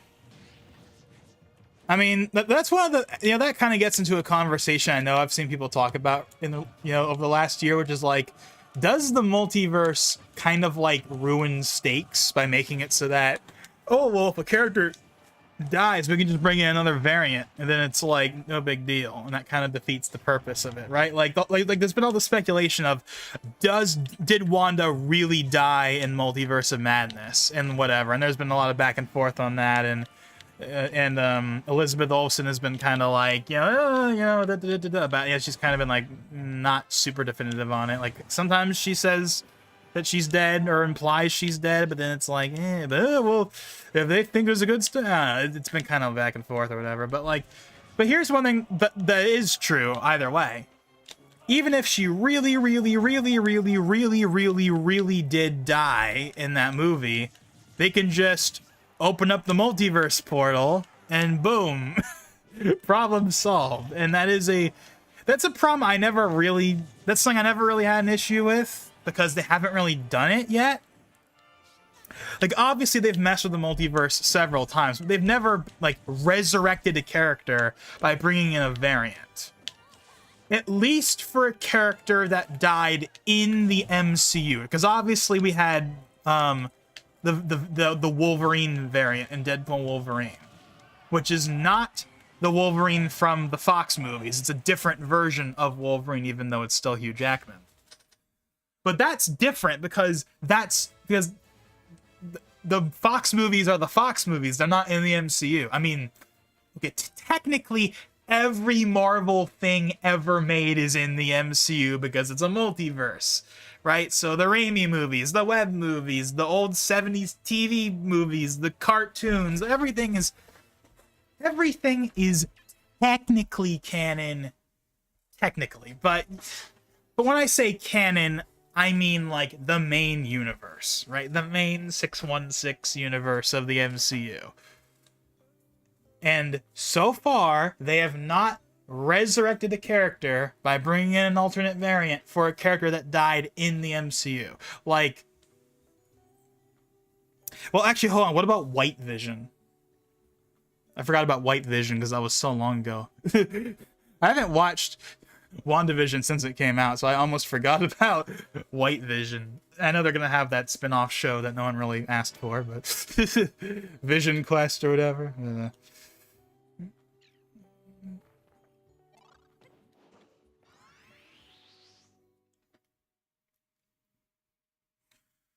I meant the characters that were killed by Thanos. Why bringing them back from the dead in Endgame only for them to be killed off later in Phase 4 and 5? Oh, okay, now I get it. Okay, so, well, obviously Black Panther is an exception. That's not really a fair... I mean, Black Panther that's a special case, right? That's a special case that had nothing to do with the MCU itself. I mean, okay, technically speaking, they didn't have to kill him. Obviously, that's still debated to this day and will probably be debated for a very long time. You know, should they have killed off T'Challa? Should they have recast? That's a conversation that will probably be asked for decades. But that was a special case. Them killing off T'Challa was a special situation because of outside circumstances. But if you're talking about stuff like, oh, like, well, you know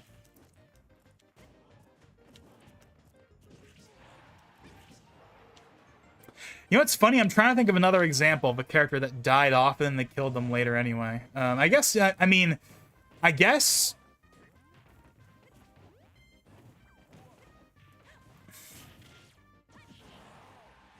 What other character other than Black Panther? I can't think of any other one right now, funny enough. The only other one this is someone that didn't get killed, though, so this doesn't really count, but, like, Scarlet Witch, actually, no, Scarlet Witch... Actually, that's probably why you brought it up. Actually, no, Scarlet Witch did get snapped. That's right. And then she got brought back, and then she died in Multiverse of Madness. Okay, so I guess that's one. Okay, that's fair enough. Okay, so we have Scarlet Witch, we have Black Panther, and then... And again, this isn't really the same thing, but, like, Black Widow, of course, like... I mean, she didn't die in any of the movies, but, like... Well, she didn't die in Infinity War. She didn't get snapped, obviously. But, like, she does die in Endgame, but then she's in Black Widow. But Black Widow takes place, like, after Civil War, so that's, like, different.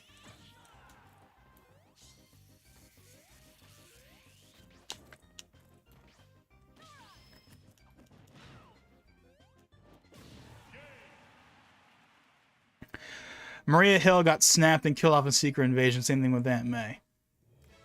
Oh yeah, Maria Hill. I mean, to be fair, Maria Hill is like a secondary character, right? Like...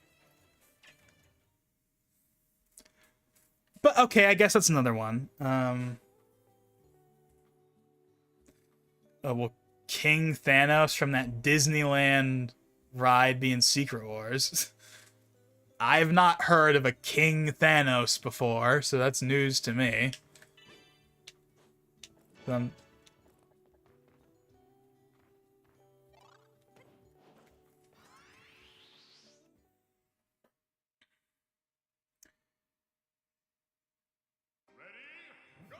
If you're asking me if they're gonna bring back Thanos in Secret Wars, though, no, they're not gonna do that because they're not crazy. They know that would be a really bad idea to bring back Thanos, at the very least that soon. Maybe way down the line they can find an excuse to bring him back, but they're not gonna make him the big bad again. Because that would completely like defeat, because what would be the point in doing Doctor Doom if you're just gonna bring back Thanos? I don't care if it's a variant. Like, first we had Kang, and then people didn't really care about Kang that much, and then the Jonathan Majors thing happened, and then now he got kicked to the curb, and then now we have RDJ is back as Doctor Doom, big deal, you know, whether you like it or not is a different conversation, but they're doing it, and it's obviously, you know, a big deal. And then now, oh yeah, let's bring back Thanos again, and basically defeat the purpose of bringing back RDJ. Like, I don't know, I don't know about whatever you're talking about with something at Disneyland, but I don't think if that exists that it means anything.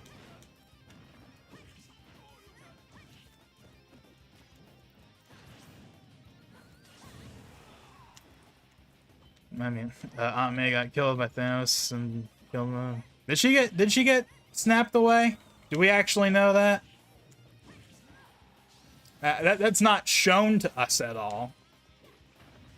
And I don't think it's ever mentioned at all in anything. Maybe it's mentioned in Far From Home or something. I don't know. Oh, we didn't make it all the way through? Oh well. Guys mention people? Okay then, fair enough.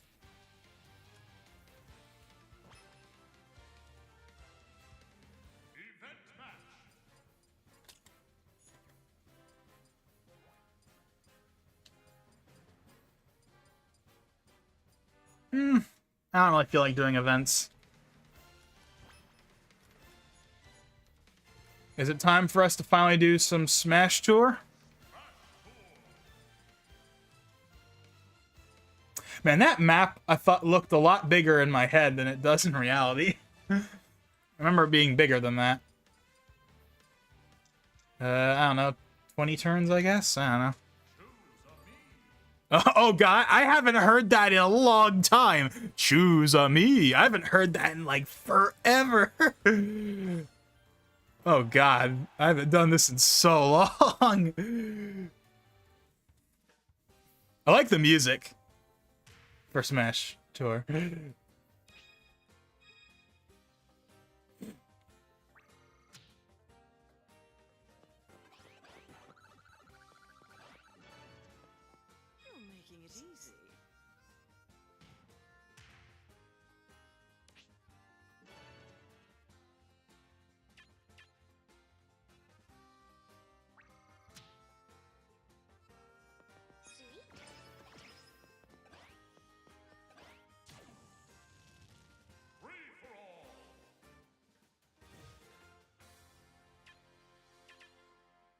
I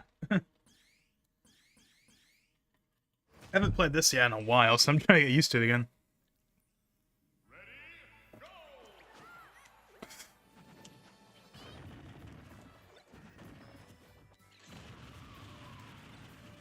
King Thanos was a character from the comics, and he will appear in like a ride in Disneyland or whatever. Okay, then, but I don't know. Again, I really doubt they're gonna do anything with Thanos for a while. It'd be really weird and kind of like would defeat the purpose of not only the Infinity Saga, but it would also just kind of like defeat the purpose. God, that line is still stuck in my head. Defeat the purpose of spending all that money just so you can have a higher result, or whatever the heck the quote is from that video, that for some reason of all the videos he's made is the one that's stuck in my head the most. That video. Anyway, that's a whole other tangent. You guys probably have no idea what I'm even referencing. Anyway,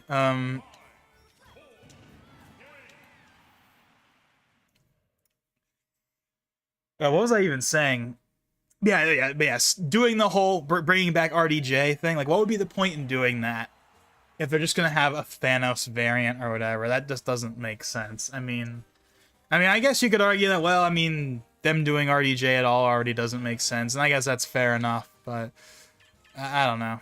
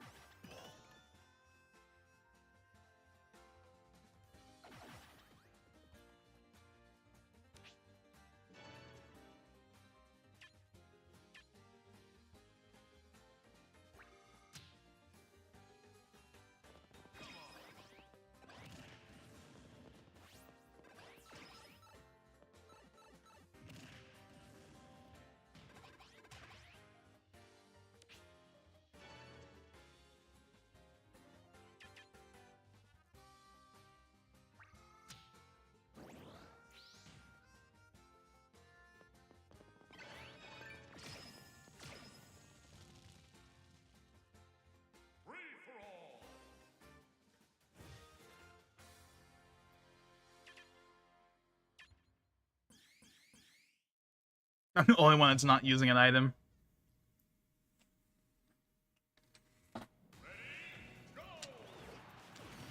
Yeah, I never play as Sonic.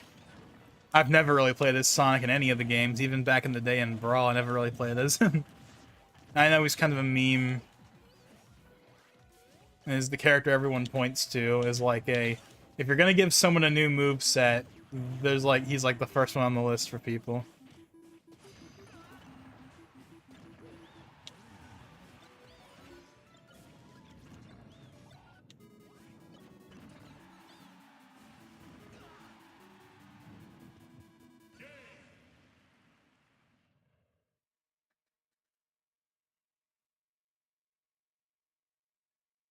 I haven't seen anyone from Twitch yet, by the way. I mean, it is what it is, but it would be cool if I could get someone from Twitch to show up. I wonder how many people are even streaming Smash Wii U right now. I know there are people streaming it. Because before I started the stream, I did look, and I think there's like at least 6 viewers. So that could be for 1 stream or 2 streams, I don't know, but there's at least someone streaming it. So there's at least someone that understands that this is the anniversary.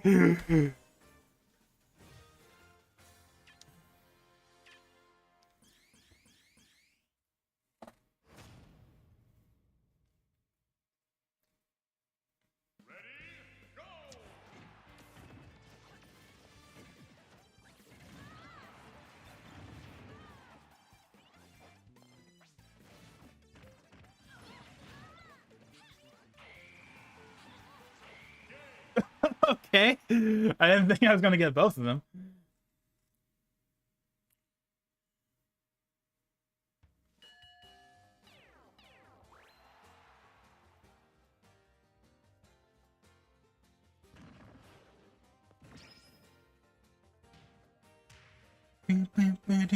Let me actually go ahead and look. Huh?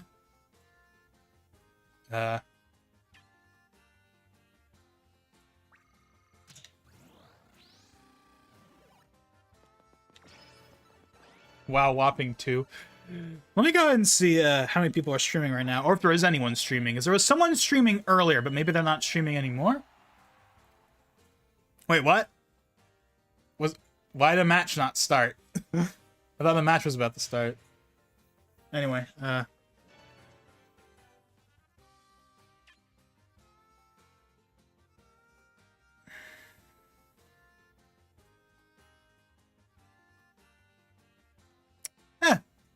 it does say on...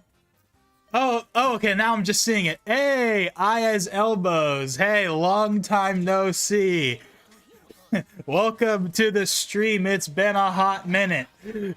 I thought no one from Twitch was going to show up, but then I mention it, and then you show up. Or maybe you've been here the whole time and you're just now saying something. Either way. Yeah, thanks for tuning in. It's been a while. I know it has. It's been how long has it been? It's been, I don't know.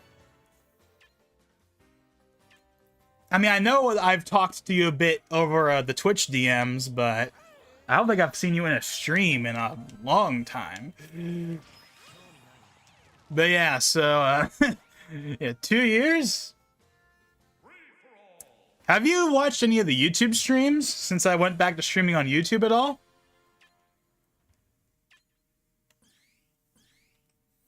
Because I think I've seen you, I think you did watch like one of my YouTube streams at one point, but you're mostly someone I know from Twitch. But anyway, but yeah, welcome to the stream. Yeah, we've been streaming for about like an hour. We're actually almost 2 hours now. Obviously, we're streaming some good old Smash Wii U for the 10-year anniversary because, god damn it, someone needs to remember this game launched today 10 years ago, and if no one else is gonna do it, then I will. Because as I have said multiple times in the past, this game is a very special game for me, and really deserves a whole video in and of itself, but again, I'm gonna save that for whenever I get around to doing that. But, you know, this... I will say this, though, and again, I've said this before, too. I have a lot of nostalgia for the Smash 4 era, but not necessarily the game itself. I mean, obviously, I like the game. Both of them. Don't forget Smash 3DS. That game existed too, and I played a ton of that at school back in the day with friends. But what was I gonna say? But for me, it's more so that era and, like, you know, the conversation around it and, like, the hype cycle. Like, that is something that is probably, like, the most nostalgic thing that's happened in my lifetime so far. Is like that era, like the 2013 through like 2015 era, like the entire Smash 4 kind of era is like very high on the totem pole for me. Even if the games, admittedly, if I'm being completely honest with myself, as much as I love them, there's really no point in playing them anymore. I mean, at least Smash both of them, but more so Smash Wii U. I mean, Smash 3DS has Smash Run, and that's great, but it's only on the 3DS. And while I do like Smash Tour, hence why I'm playing it right now, you know, it's obviously never had the same reputation as Smash Run. And either way, I mean, because they brought back all the characters in Ultimate, there's not really much of a point in playing this one for most people, right? Outside of sheer nostalgia. What's the point in playing, especially Smash Wii U? Like, really?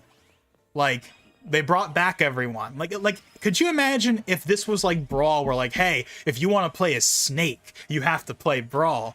You know, that used to be a thing, right? Where like, if you wanted to play as like this character or that character that wasn't in the newer games, then you had to play the older ones. But now, you know, like, what's the point? You know, you can play as Cloud in Ultimate. You can play as Bayonetta in Ultimate. You can play as Mega Man and Pac-Man in Ultimate. Most of the stages. Not all of them. Not all of them. There are some stages in Wii U that we're gonna play. I haven't played any of the multiplayer yet, by the way. This entire stream so far has been me playing through, like, all of the single-player stuff. Because obviously the online is dead, so we can't really do that. But I'll probably do some CPU matches on some of the stages that didn't come back. Probably a bit later on. Like, we'll do Jungle Hijinks, we'll do Miiverse, even though Miiverse doesn't really work anymore. I mean, the stage still works, obviously, but you won't get any,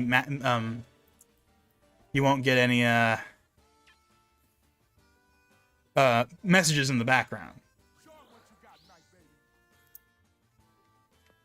But yeah, I really could go through a whole conversation of the history of Smash 4 and what it means to me.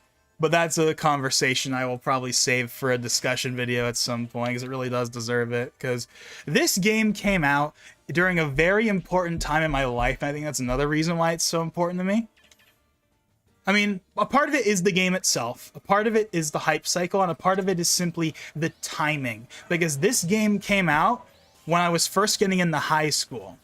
And in particular, when I went into a high school that I didn't want to go to, because my friend that I had in middle school went to a different high school, and I wanted to go to that one, but my parents were like, no, we're gonna put you in this one. I didn't like that, so I was completely, brand new on my own. I kind of had to learn my way, getting new friends and stuff. And this game was kind of like the centerpiece. In fact, most of the people I knew in high school, I knew because of this game coming out. Well, this and 3DS, of course. So yeah, I don't know.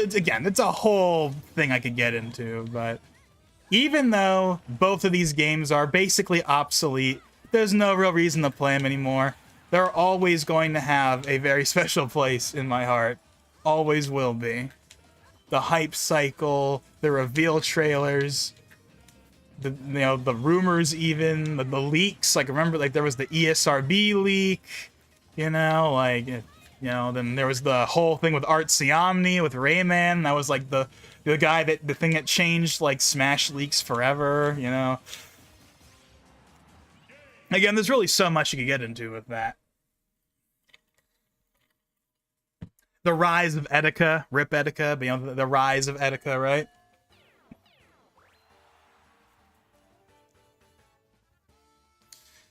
Etika obviously got big during the Smash 4 era. That's how most of us were introduced to him. During that era. I think I first started watching Etika around like September or October of 2014. Like, I think it was during the period of time where Smash 3DS had come out in Japan, but it wasn't out here yet. It was during that brief couple of weeks. I think that's when I first started watching him. And then, of course, the famous Mewtwo reaction, and, the rest is history, but... Yeah, that's... Again, this really is a conversation in and of itself, but I personally am of the opinion that the community has never really felt the same. The hype cycle has never really felt the same since Etika passed. I feel like that marked a really big turning point in kind of the Smash hype stuff, and it's never really been the same for me. I don't know. That might just be me. I mean, it probably isn't just me, but I don't know. But again, that's a whole other conversation.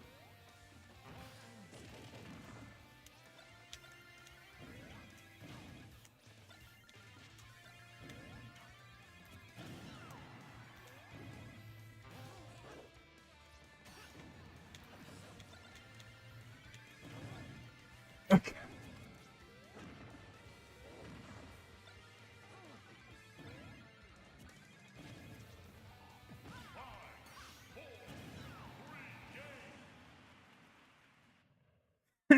Oh well.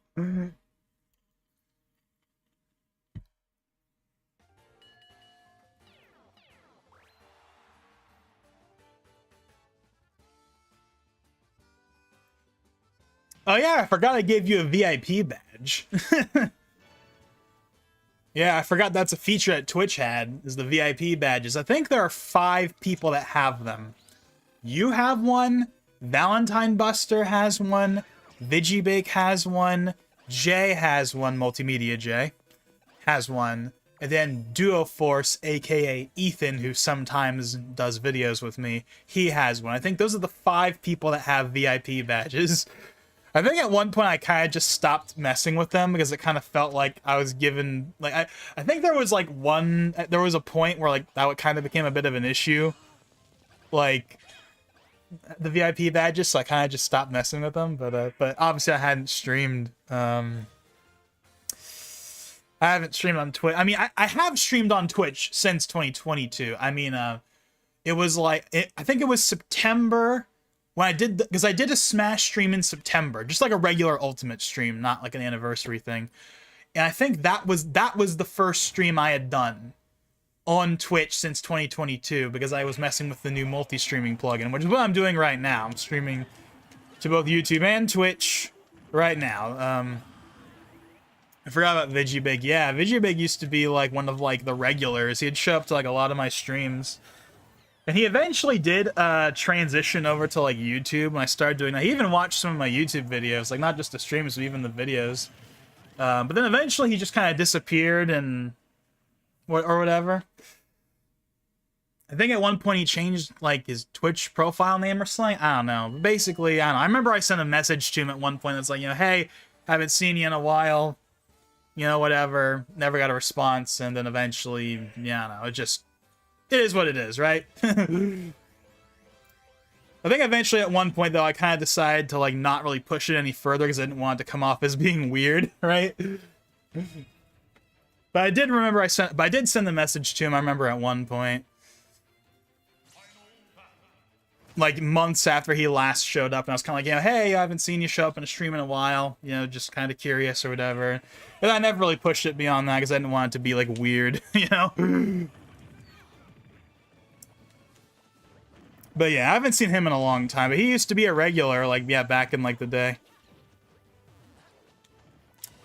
But anyways, yeah,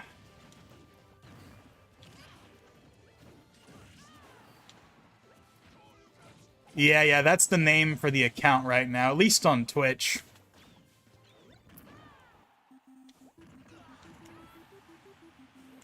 And if I remember correctly, again, it's been a little while, but I think at one point I looked in my followers list, and I don't think that even that name is in there anymore. So again, I don't know. It is what it is, I guess. I don't really know what happened with him. I don't really know why he kind of just disappeared and like why his identity just kind of changed or whatever. I don't really know what happened, but hey, it is what it is, right?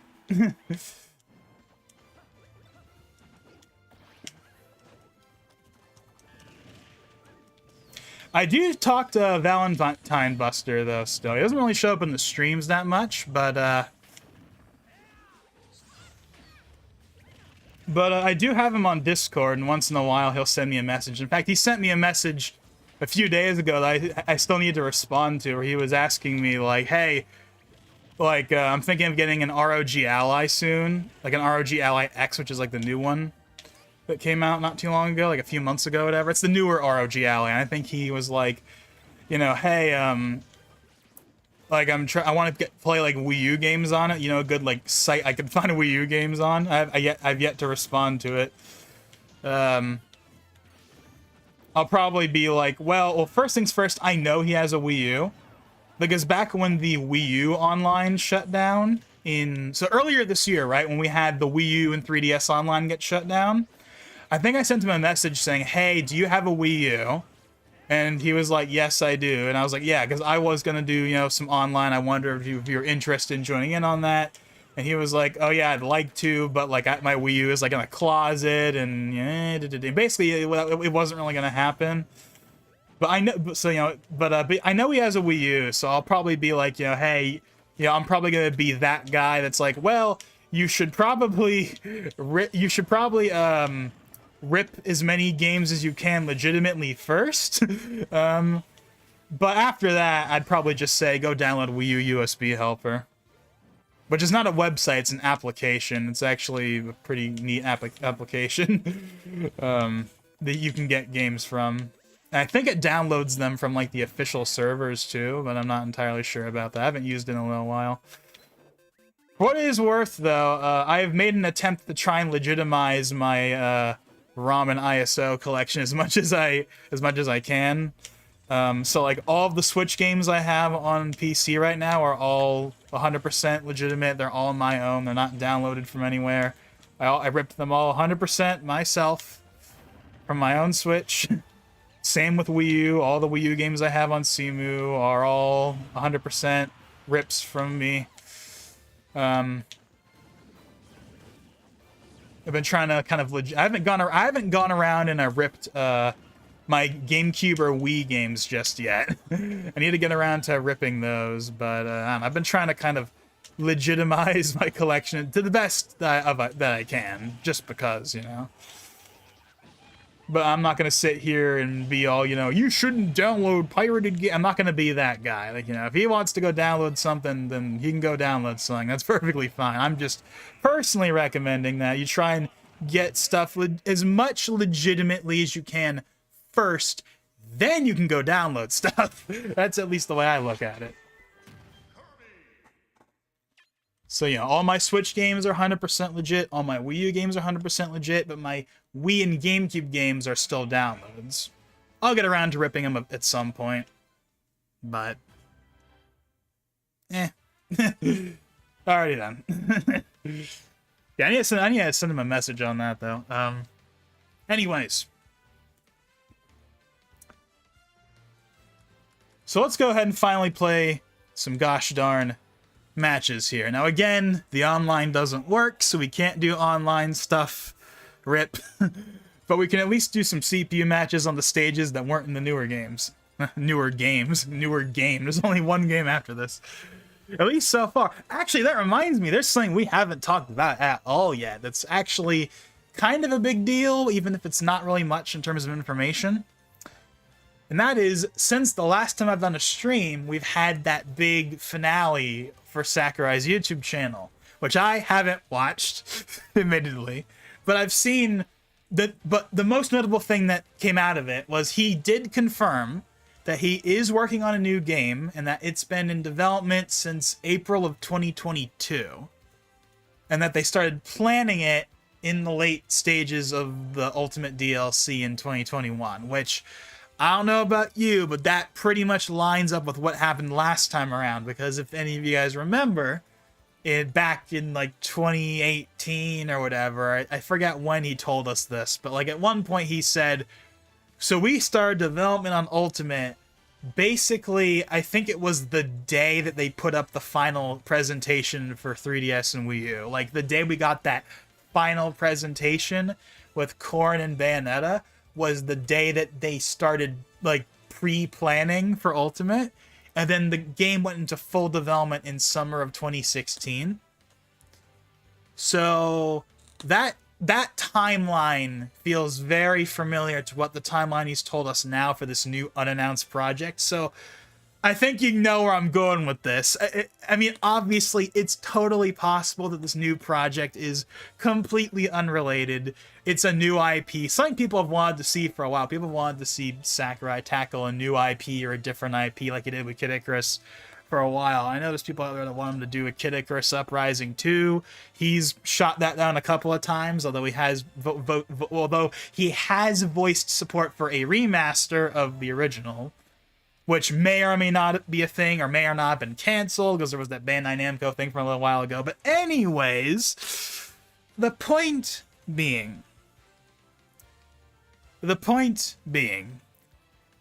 there is a very strong possibility, in fact, I'd almost say it's obvious, that that unannounced project that's been in development for 2 years is probably a super of the Smash of the Brothers. I mean, what else is it going to be, really? I mean, again, maybe it's something else.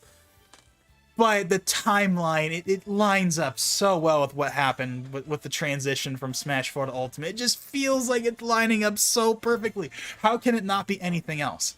And the timeline makes sense, too, because obviously they need to start working on something, but now it's not going to be a launch game, but they have to start working on it before the system is out. And it's been a while now since Sora, so like they've had plenty of time. So like, if anything, the development time might actually be longer between the two games now I think about it.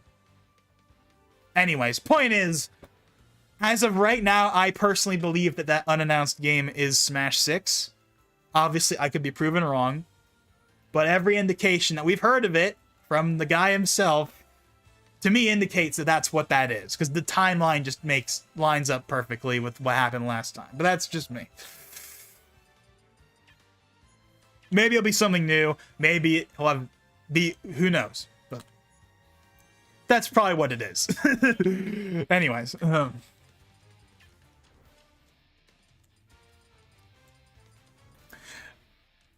The one character that I want in a new Nintendo game is just Waluigi. I feel like at some point that's gonna happen.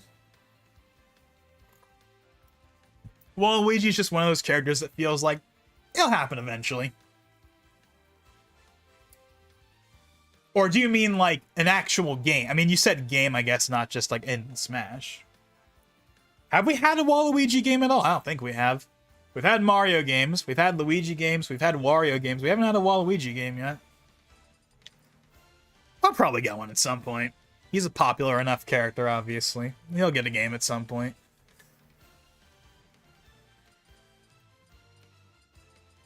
Anyways, we'll just do a random character. Screw it, why not? So we're going to go through all of the stages that are not in Ultimate. So that would be Jungle Hijinks, which I think is a pretty cool stage because of its unique gimmick of the background and foreground. It's a shame it wasn't in Ultimate. They should totally bring it back. Pyrosphere. Not really a big loss in my opinion, but, you know, it's a perfectly fine stage, I suppose. Woolly World. Got a unique aesthetic. Let's see. We have Lilac... Oh, sorry, Lilac Cruise. We have Orbital Gate Assault, which is kind of like the new Corneria, but also not. I don't know. I think it's a neat little stage, even if it is not the highest up there. And is that it? It's like four... oh, yeah, and of course, you know, the FD and Battlefield. Of course. And Miiverse. Don't forget about Miiverse. So that's... Okay, that's like 5 or 6 stages. So we're going to play through all those. And probably a couple others. Why not? It was really nice talking to you again, but I have work early in the morning, so I do have to head out. Have an amazing night. Well, thank you for joining in, though. Thank you for joining in, though. I really do appreciate it. It was cool seeing you again after so long, and I obviously hope to see you again at some point, whether it's on Twitch or YouTube. But yeah, thanks for stopping in, though, and yeah, thanks for stopping by. We're probably going to be wrapping this up soon anyway, because I think we've kind of done everything we really want to do in the first place. We're probably just going to do these matches, and then maybe we'll go one more round of Classic Mode to try and get Master Fortress. And then that'll probably be it. And I think that'll be perfectly fine. Don't want to overextend it. We've been streaming for about 2 hours anyway. Normally 3 hours is kind of like my ideal time of like 2:30 to 3 is kind of like my ideal like stream time. I mean, obviously I've had streams that have gone longer than that, but that's kind of my average, you know, healthy. Like, I feel like I'm not I don't feel like I'm trying to stretch the stream out to be longer than it should be. So we'll probably wrap this up fairly soon anyway, but yeah, but anyways, yes, thanks for stopping by, though. Thanks for stopping by. How long has he been using that catchphrase? Well, maybe calling it a catchphrase is not really the right word, but I don't know. He's been using it for a long time. How long has he been using it, man? I don't think he's been using it since the literal beginning, but close to it. I don't know. 2008? 2009? Certainly 2012. Definitely by that point. A long time. Anyways. Okay, let's go ahead and start this thing. I guess we should we do Battlefield and FD first? I guess we may as well. We'll go in order. We'll go from top to bottom in terms of the stages. We're not going to do all the stages, obviously, just like the ones that are...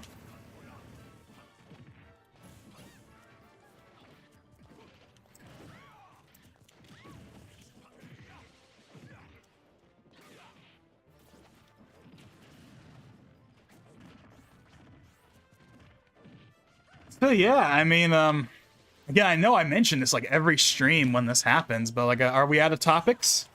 Have we reached that point where we run out of things to talk about? I mean, I'm perfectly kind of okay with that because again, we're probably going to be wrapping this up relatively soon. Again, we're gonna kind of go through all the stages, all the missing stages, and then we'll do like one more try at Classic Mode to try and get Master Fortress. But then we'll probably wrap it up. I think that'll be a good time. You know, again, probably around 2:30 for stream time, maybe 2:45. I think that'll be a good time to end it, but we'll see. I still haven't talked about the future of the discussion videos yet. Again, that's because I'm going to save that for the end. And in fact, I'm going to give you guys a little bit of a sneak peek at some of the discussion videos I have planned.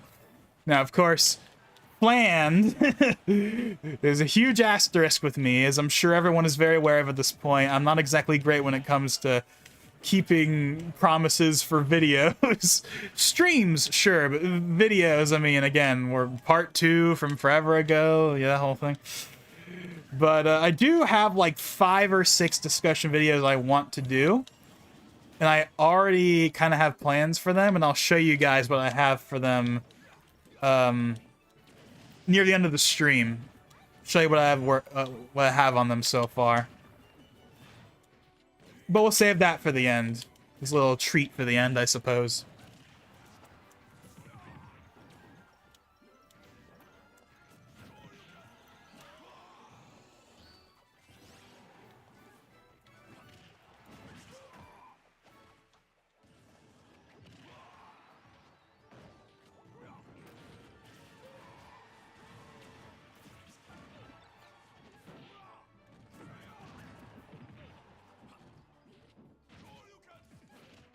Yeah, what else can we talk about to kind of run out the clock here?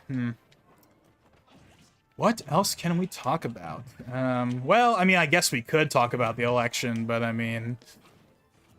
I know I've said it before, and I'll probably say it again. I mean, talking about politics on really any online profile is kind of like a bad idea. I mean, at this point, you know, it's been a couple of weeks. I think most people have kind of settled on it probably at this point. But I don't know. I probably won't talk about it. There's no point. Everyone said their piece on how they feel about how it went, one way or another. So I really want to add myself into that and get myself labeled as this or that for talking about this or that. I don't know. It's probably not worth it. This is not a politics channel. This is a gaming channel, and well, I want to say technology channel, but really it's not that. I want it to be a bit of a tech channel as well, but I haven't really done that many tech videos. Mostly been gaming stuff or discussion videos. But yeah, obviously the election happened. Everyone's got their opinion on it about, you know, all of it, basically. I'm not going to touch that with a 10-foot pole, but all I am going to say about it is simply the next 4 years are definitely going to be interesting. That's all I'm going to say about it. I'm not going to comment any further than that. Because again, diving into politics on YouTube or any kind of social media is just... Unless that's what your channel is about, it's a bad idea. It's like one of the things that is like such a commonplace thing. People hate it when you talk about politics on a channel that is not about politics. Right? Like, I'm not gonna get annoyed at, you know, I don't know, the Young Turks, we'll use them as an example, for talking about politics, because that's their whole thing. But people really don't like it when a gaming or tech channel or whatever channel that has nothing to do with that suddenly starts talking about it. Then people really don't like it. And I'm not going to add to it either. My only comment is simply, it's going to be an interesting 4 years. And that's all I'm going to say about it.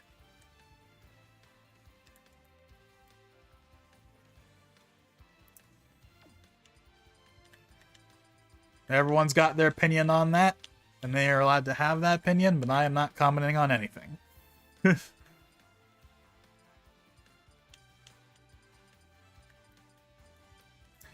So what's something we can talk about then? If we're not going to talk about the election, which has been beaten to death anyway, regardless of how politically charged and polarizing it obviously is, and is guaranteed to lose you viewers by even talking about it. If we're not going to talk about that, what can we talk about that we haven't talked about already? Honestly, well, okay, there's not much to talk about with it, but I guess one thing we could talk about a little bit is maybe we could talk about the recent Xbox ads that have come out, because Microsoft has put out this new ad campaign that's called This Is an Xbox, you know, where they show like a laptop or a gaming PC and a phone and a, you know, Steam Deck or an ROG Ally or whatever, you know, this is an Xbox. And obviously the messaging is Xbox is now just basically any device you can get Xbox games on, whether that is a Xbox or a PC or a handheld. If it can run Steam and play Xbox games, or if it can run the Xbox app and play Xbox games, or if it has Game Pass or streaming, if it has any of that stuff, it's an Xbox. And that is obviously been controversial, to say the least. Because people, I feel like, and again, this is by no means some hot new take. This is pretty much the opinion. But essentially what is happening is basically Microsoft is slow. Basically, they're boiling the frog with Xbox, where they're at first I was kind of like, I don't know if they're really going to do it. But now the more time goes by and the more that we've heard stuff from Satya Nadella and Phil Spencer, the more it really does feel like when people are like saying Microsoft is going third party, and I'm kind of like, not really, because they still have hardware, and the hardware's not going anywhere. The hardware's not going anywhere. They've said that definitively. There's going to be another Xbox. There's probably going to be one after that, and they've teased a handheld. Phil Spencer has teased a handheld, and that's neat. Although apparently it's not coming for a few years. But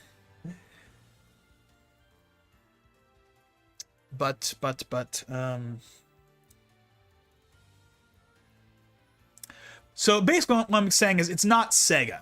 People are saying Microsoft is pulling a Sega, but Sega left the hardware market. Microsoft is not leaving the hardware market, so it's not them pulling a Sega.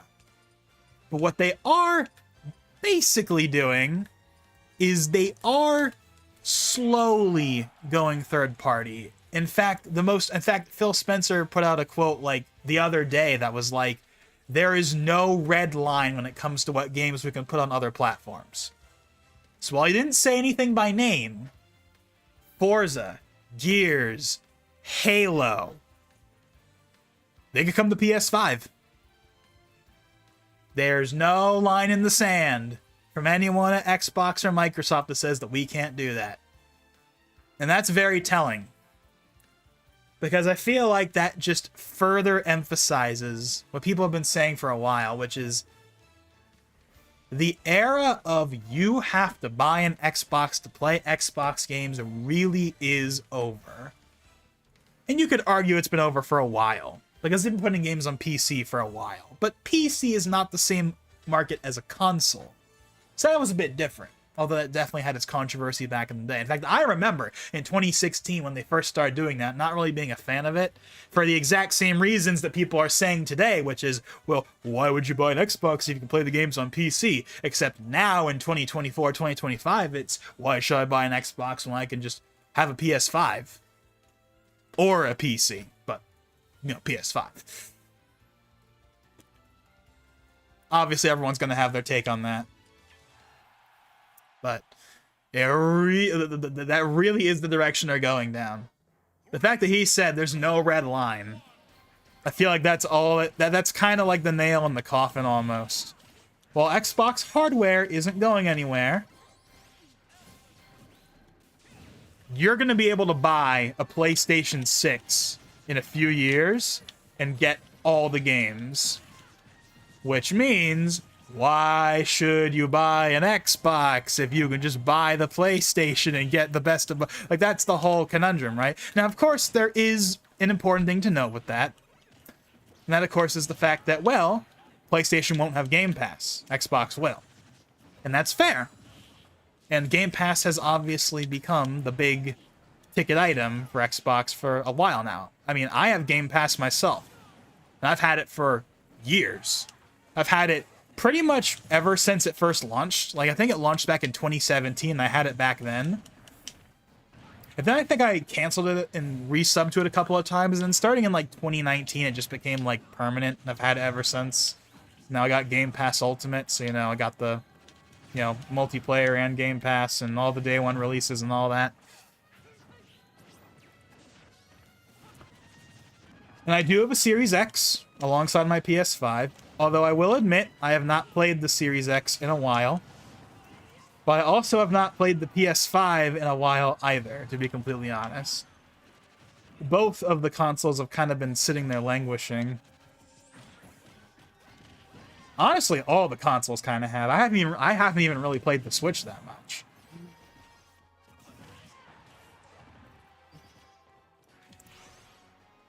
Most of what I do at the moment is basically just watching videos and doing stuff on my computer, but I don't actually... Funny enough, I actually haven't played that many games recently.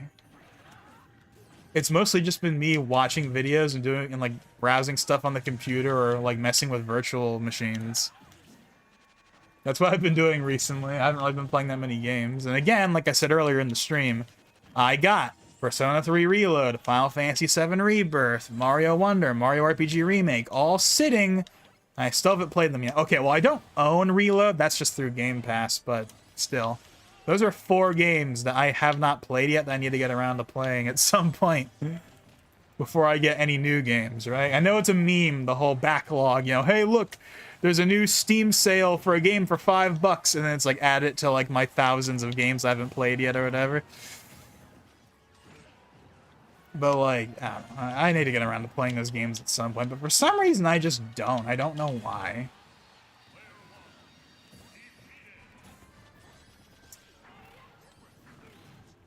Whew.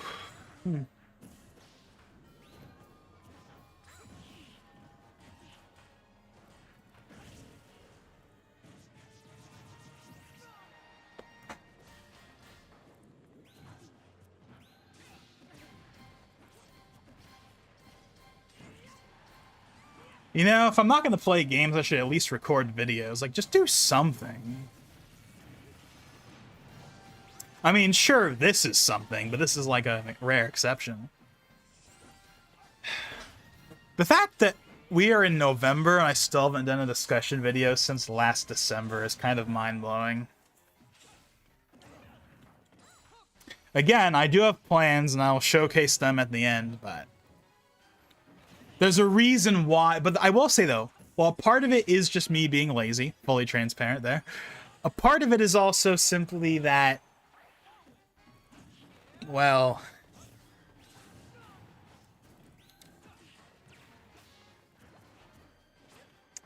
one of the reasons I haven't done a discussion video this year is because I have been wrangling with what I'm going to do with the series going forward. And that's one of the things that's been kind of holding me up. But again, we'll get into that more at the end.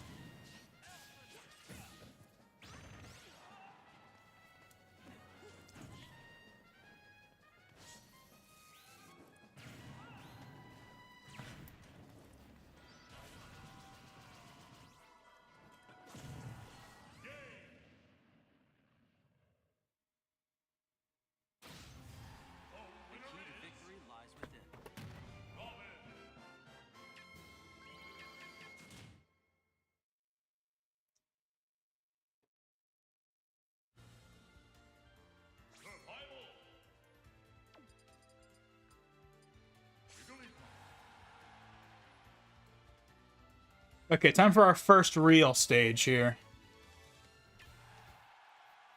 I think this stage is actually pretty cool. It's a really cool gimmick.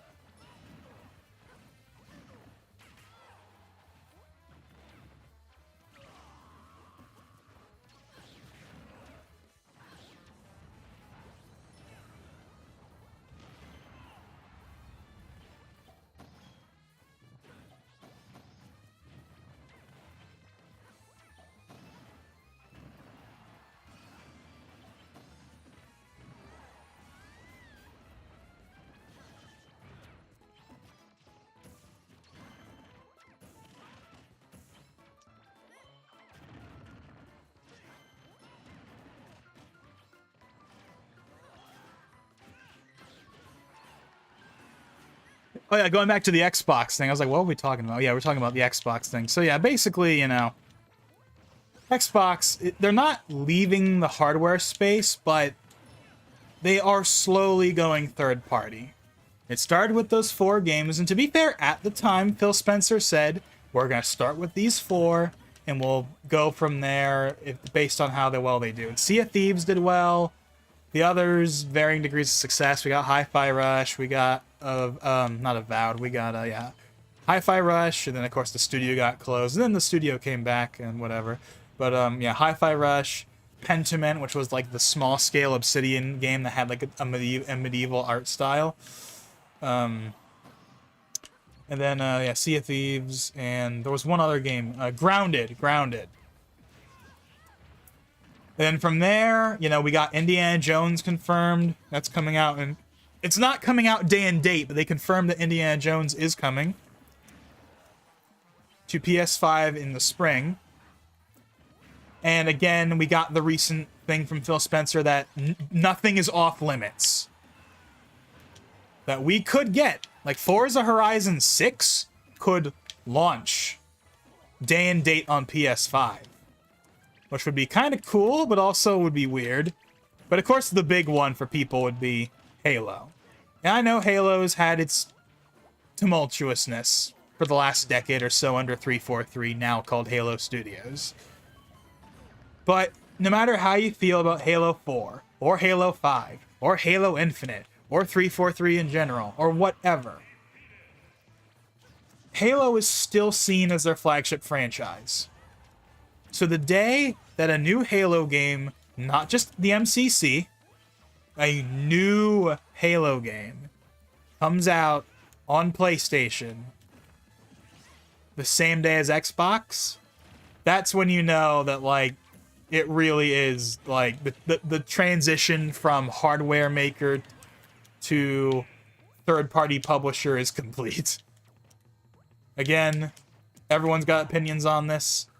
There are a lot of people that think it's cool that the games are coming to PlayStation, but there's also a lot of people that don't like it because it basically makes their $500 purchase not mean anything.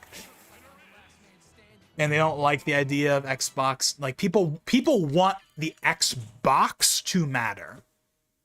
That's the takeaway. People really want Microsoft to be all in on the Xbox like they were 10 or 15 years ago. And they have been slowly moving away from that over the course of the last, like, 7 or 8 years. I think ever since they introduced Game Pass, and ever since they started putting games on PC, was like the beginning of the end of the you buy an Xbox and you get like that's when that whole thing started, right? In 2016, 2017. And it's just been a slow burn ever since then, with this big acceleration with, you know, in the last year. And a lot of the speculation is that the reason why all this big stuff is happening, particularly now, is because after the Activision acquisition, Microsoft was like, okay, we need a return on that, like, now. And Microsoft and Phil Spencer wasn't doing it. So basically, the opinion seems to be that Phil Spencer does not really run Xbox anymore. I mean, he still does. He's still the head of Microsoft Gaming. He's still the head of Xbox. But he's not the final say anymore. Before, they were more or less, they had a lot more independence. But now, like, Satya Nadella makes the final call. And Satya Nadella has said, we are going to put games on more platforms. We are going to essentially be multi-platform. We're not going to... So that's the direction they're moving. If that's what Satya wants, then that's the direction that we're going in. Whether people like it or not. I will say this. Well, it's certainly not happening tomorrow. I am considering getting rid of my Series X. Not because I have anything wrong with it. I think the Series X is a solid piece of hardware. But the writing is on the wall. The writing is on the wall for for Xbox hardware. And while, again, it's not going away anytime soon, there's going to be a console after this, and probably even one after that. Again, the day of you have to buy an Xbox to play the Xbox game is essentially over at this point, or it's in the process of being over. So if I know the next Forza Horizon or the next Halo or the next whatever is going to be on PlayStation, Do I really need a Series X, especially when the PS5 Pro exists and there's no Xbox equivalent? Now, granted, the PS5 Pro has its own issues that people have talked about and will probably continue to talk about. And spoiler alert for the thing I'll talk about later, I will probably talk about as well. Maybe, we'll see.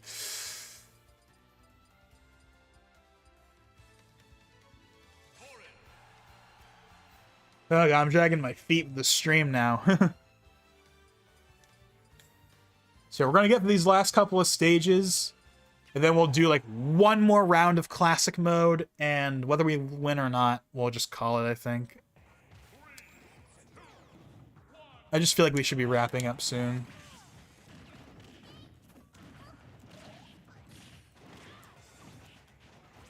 But yeah, I don't know. I mean, and obviously, again, I have Game Pass, but the thing is, Game Pass doesn't just not work because I don't have an Xbox. Because Game Pass is on PC. So, there's that too. So I haven't needed an Xbox really in a while anyway, just because of PC, but like...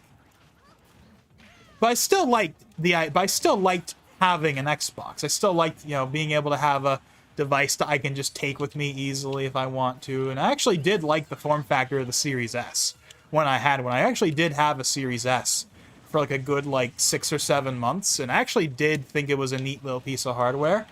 I have my issues with it when it comes to the specs, but I thought the form factor was really convenient. I loved how portable the Series S was. In fact, there's a part of me that's, as crazy as this might sound, I kind of want to get rid of the Series X and get a Series S again. That sounds insane.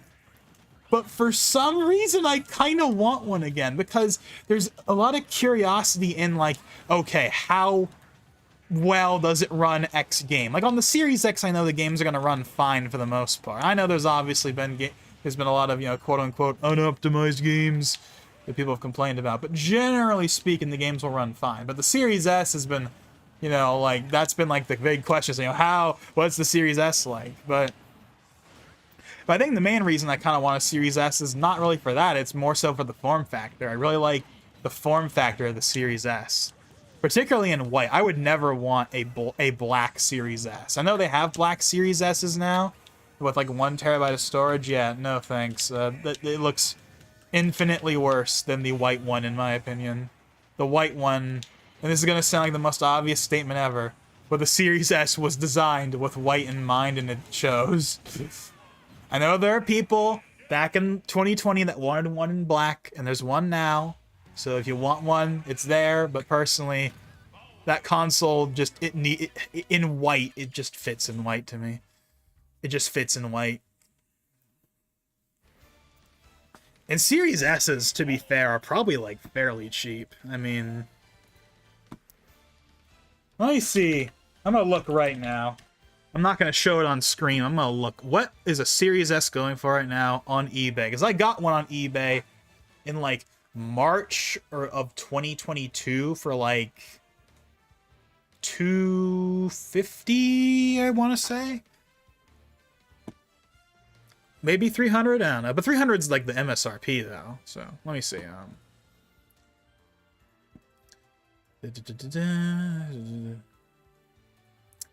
Okay, I see one for $192 with 2 controllers. But that's a pickup only though, so that wouldn't be relevant to me. Dang it, I want a Series S again. That feels like such a backwards thing to do, I know, but dang it. The form factor just attracts me to it. I really like the form factor of it, and just the portability, and the fact that, like, it's the, you know, it's the, you know, how far, you know, like, dang it. Kind of want one, but then but here's the downside of the Series S that isn't just the specs. You don't get the disk drive. You don't get the disk drive, and there's no add-on like with the PS5 Pro. You don't get discs on the Series S at all. I mean, it's not really super important to me at this point, although I did get Forza Horizon 3 a couple of months ago, but I have pretty much beaten it at this point, so that's not a huge loss if I can't play that. I don't know. man, it's tempting. It's tempting. It sounds crazy, though. That's the thing. Like, it sounds insane. If I told that to most people that, like, knew and cared, they'd be like, what the hell are you talking about? Why would you downgrade from the Series X to the Series S? But the form factor. And also I have the PC, obviously, so like it's not like I can't play games with good visuals. I don't know. I don't know.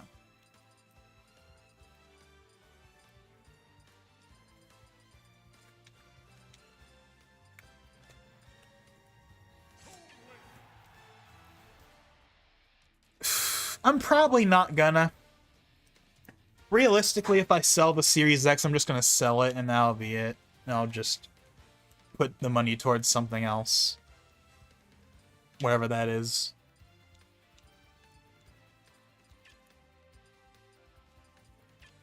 I don't know. One thing I will say, though, that is going to be a problem is that the Series X I have, sorry, not the S, the X. The Series X that I have, the casing is all scratched up from a flight to Hawaii back in, like, January of 2023, and it drives me absolutely insane that it's there, and there's no way to fix it. The inside of the bag messed it up. I tried to cover it up as best as I could, but clearly I did not do a good enough job because it got scratched up a ton, and it drives me insane that it's there. And I've tried my best, but I don't think it's possible to fix those scratches. I think the only option is just to buy a new case for it, which you can do, but it's like $80, so it's like, why even bother at that point? It drives me crazy that it's all messed up. Half of it because it just looks and bad now, and when you can notice it, and half because now it's going to tank the resale value. Great, now I'm not going to get full price. I'm going to get like minus 25% or whatever because of the stupid scratches. No one's going to buy the thing if so it's like half of me is mad because of it being scratched, just because it's scratched, and half of me is mad because of the resale value, and it still drives me nuts.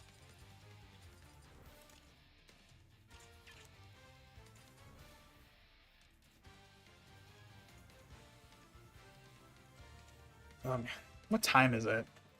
11:40 p.m.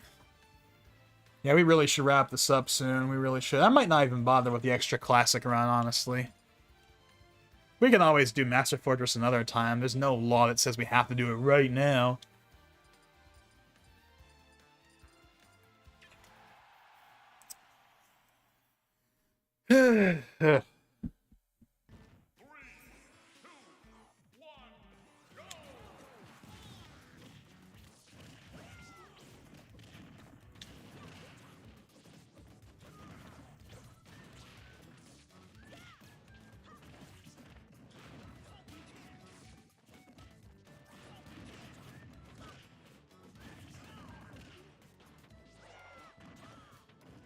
Yeah, realist. Dang it, I really do want a Series S again, but but getting rid of the Series X to get one, I don't know. I mean, maybe my justification is, well, hey, I can get a Series S and I can put whatever I have left towards, like, you know, money for the Switch 2 or something. I don't know, but I already have plans for that. Well, probably, I don't know, we'll see. Speaking of that, actually, no, I'll save that for another time.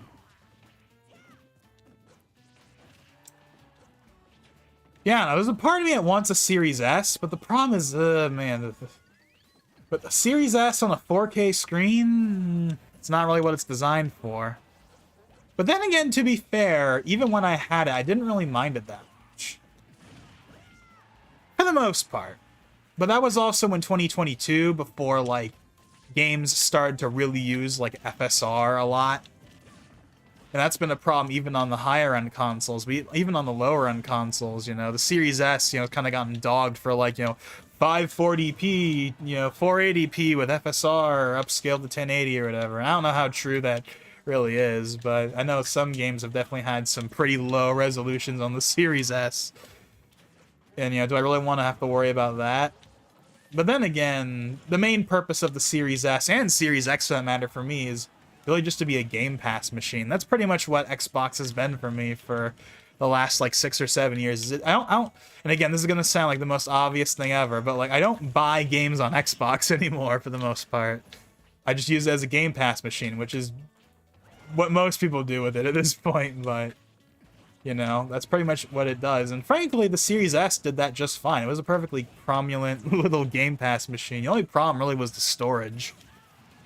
The 512 megs of... 512 gigs of storage.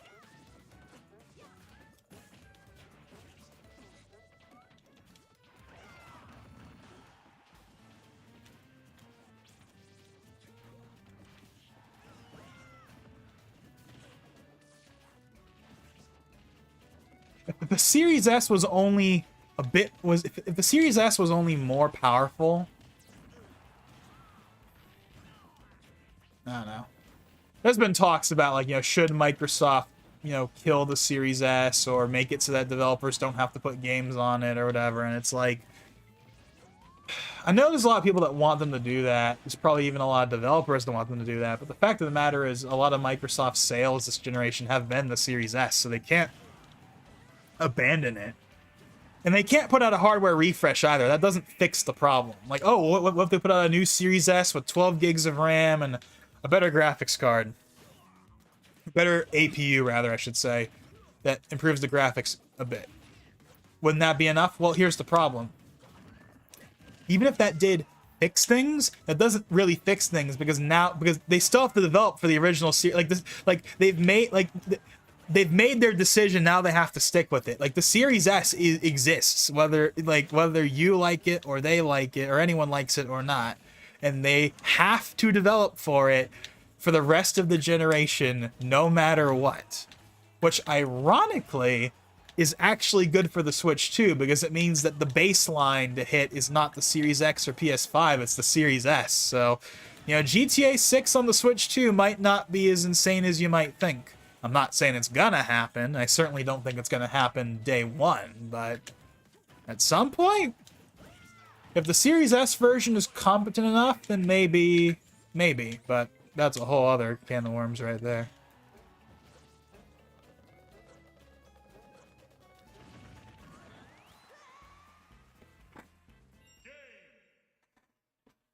Whew. Yeah.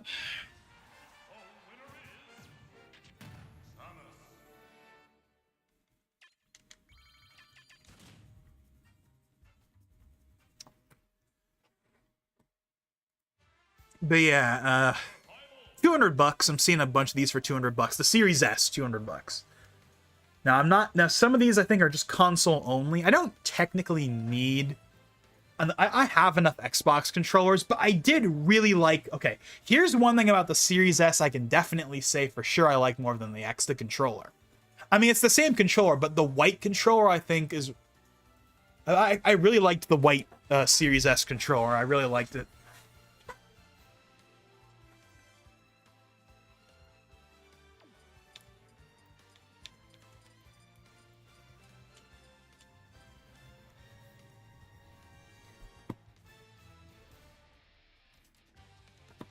Dang it, I'm so tempted. Dang it, I want a Series S again. That feels weird to say, but I feel it deep down. I want one. Even if it's a downgrade. Just because. But how much are Series... But but then again...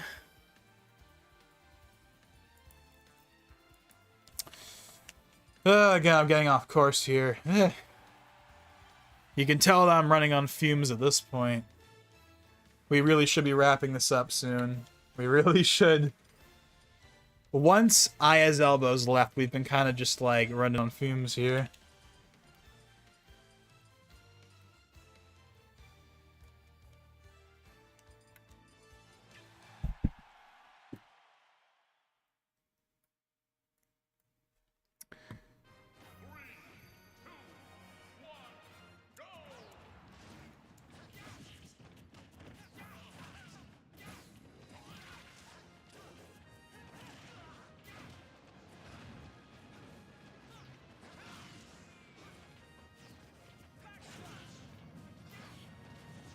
You know, truth be told, I am kind of questioning my future with even PlayStation at this point because, well, Xbox is certainly very questionable. PlayStation, I mean, they're putting their games on PC and Persona's on PC now, so it's kind of like, I really don't need either of them. I really genuinely don't. I like having them. I'm certainly not going to get rid of the PS5. I'm holding on to that for the rest of the generation at least, but you know, will I get a PS6? I mean, I don't know. Kind of wondering, especially because Sony might be on their way to phasing out physical media, and if there's no discs for the PS6, and when I say discs, I don't just mean playing your PS5 and PS4 games. I mean like new games on disc for the PS6. If that's not a thing, then like I have no real need. If I'm gonna have a digital-only platform, then I want it to be the best digital-only platform, that being PC. And while PC certainly is not perfect, de novo and buggy launches and stuff, it certainly has more options than the console does.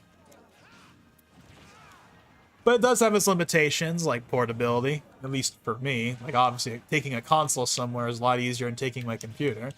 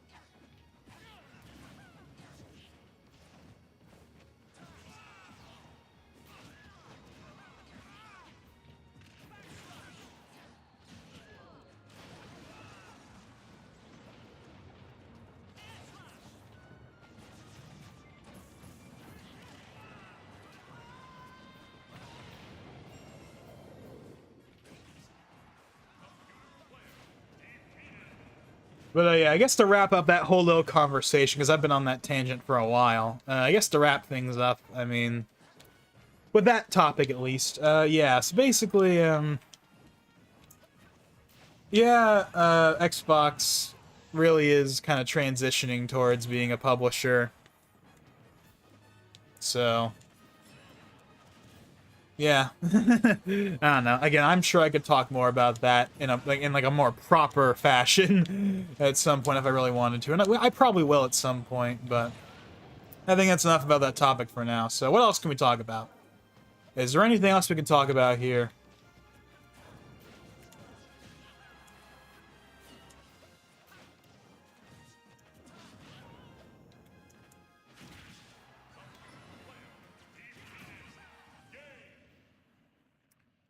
Is there anything else?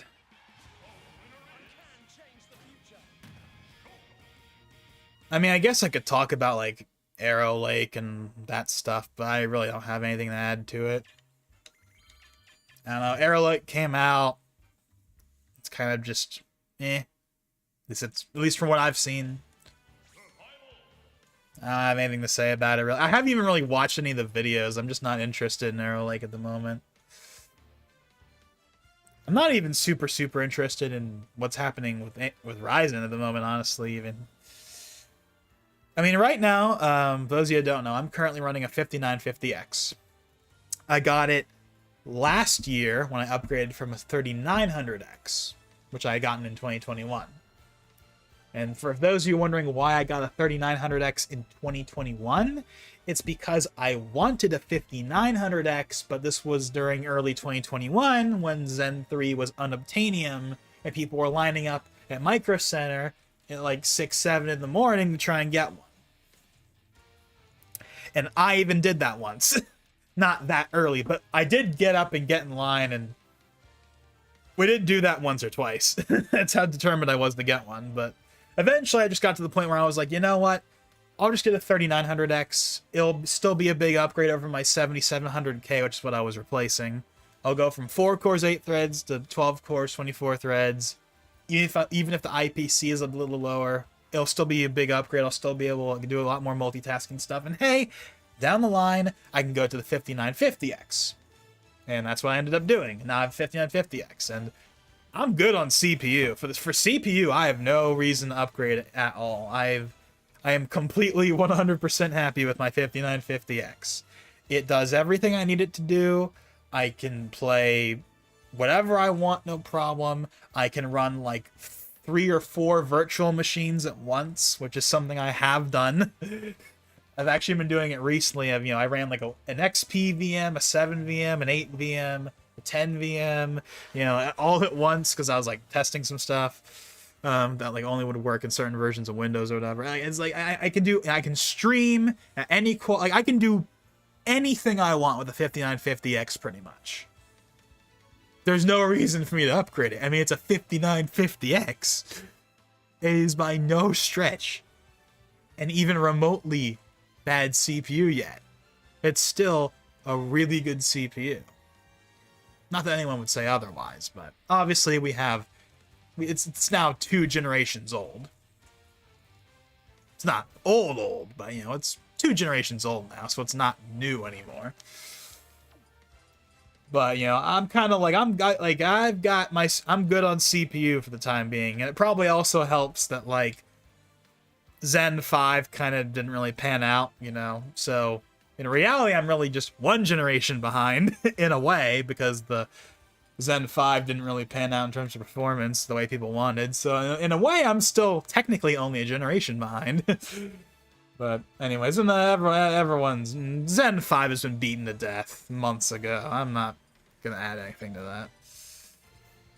Hopefully Zen 6 is much better though, because if it's not, that's gonna make AM5 look kind of bad, because AM4 is now legendary for people, but if AM5 has 2 kind of dud releases, that's not gonna be a great look for AM5's long-term future.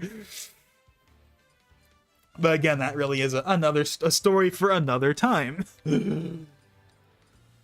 Alrighty then, let's see. So is it outside of? I think that's it outside of Miiverse. I don't think I'm missing anything else. So we'll go ahead and do Miiverse, and then we're gonna do one more round through classic mode, and if we get Master Fortress, cool. If we don't, whatever. I think we are ready to end the stream. We're about to hit the 3-hour mark.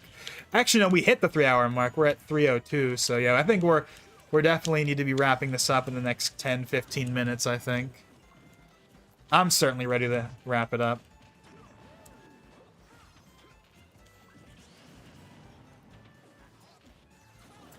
But yeah, in terms of PC hardware right now, I'm pretty much good. 5950X, 64 gigs of RAM, 6900 XT with 16 gigs of RAM, 16 gigs of VRAM. I've got, enough storage for all the stuff I want, to store all the stuff I want. Power supply is still working fine. I got my monitors are, working just fine. Like I'm good on PC hardware at the moment. In fact, well, I'm okay on PC hardware at the moment. My brother is not in a desperate need of an upgrade, but his computer, we built it like 5 or 6 years ago, and it's using like, 2016 through 2018 parts. He's got a Ryzen 5 1600, a 1070 Ti. He's got 24 gigs of RAM. It was originally 16, but then he got an 8 gig stick for one of my friends. He didn't need anymore, so now it's 24, so it's kind of wonky. So it's like an 8 plus 8 plus 8, so it's like 3 sticks of RAM with like wrong speeds or whatever, probably. I don't even know. I haven't messed with it in a while, but point is, like, and he's using my old EVGA 500 watt power supply that I bought originally in 2015 to use for like a computer upgrade that was never realistically going to happen for one of my like old computers before I built the one I have now. So, point being, his computer is in need of an upgrade. And it has been really for a while now, but one of his friends just got a PC upgrade. Actually, not even an upgrade, his first PC ever, to my knowledge. He's going from an old MacBook. I don't know how old it is, but I know it's a pre-M chip Mac, so, you know, so it's not great. And I've heard horror stories about performance and also compatibility, although that's more of a Mac issue rather than a hardware issue. But point is, he's got an old Mac and he wants something that's much better. So he got this pre-built that was on sale for like $1,000. I'm not entirely sure what the specs for it are, but they obviously destroy the MacBook in every single way, and he's probably pretty happy with that. But now he has a better computer than my brother does, so he's kind of like, well, I know I already needed new hardware anyway, but now I really feel like, okay, maybe now like is actually time to start really planning that. So we were talking about that the other day, and yeah, I was kind of like, well, first things first, are we going to upgrade, you know, like are we going to put, like, a newer chip on his current board, or are we going to just say screw it and get a new motherboard and basically start from scratch outside of the case and stuff? And he was leaning towards just getting a new motherboard, you know, newer chip, and, you know, not even bothering with a CPU, like in-place upgrade. Because obviously, like I said, he has a Ryzen 5 1600, so he can go to Zen 3. He could get, like, a 5800X or 5800X 3D, the WAD 5800X 3D or whatever, if he really wanted to. Or we could just get like a 7700X with like a Micro Center bundle or whatever, which is what I was kind of suggesting. Because I was already looking into that when I was looking into his friend's computer, because he was asking for help with that as well. But again, that's kind of a whole other thing that's not really related to me necessarily. But point is, you know, there's probably going to be some hardware upgrades for him in the near future. But really a lot, not everything needs to be upgraded, but like all the core components do, you know, CPU upgrade, GPU upgrade, power supply upgrade, RAM upgrade, motherboard upgrade potentially. Again, we'll see on that though.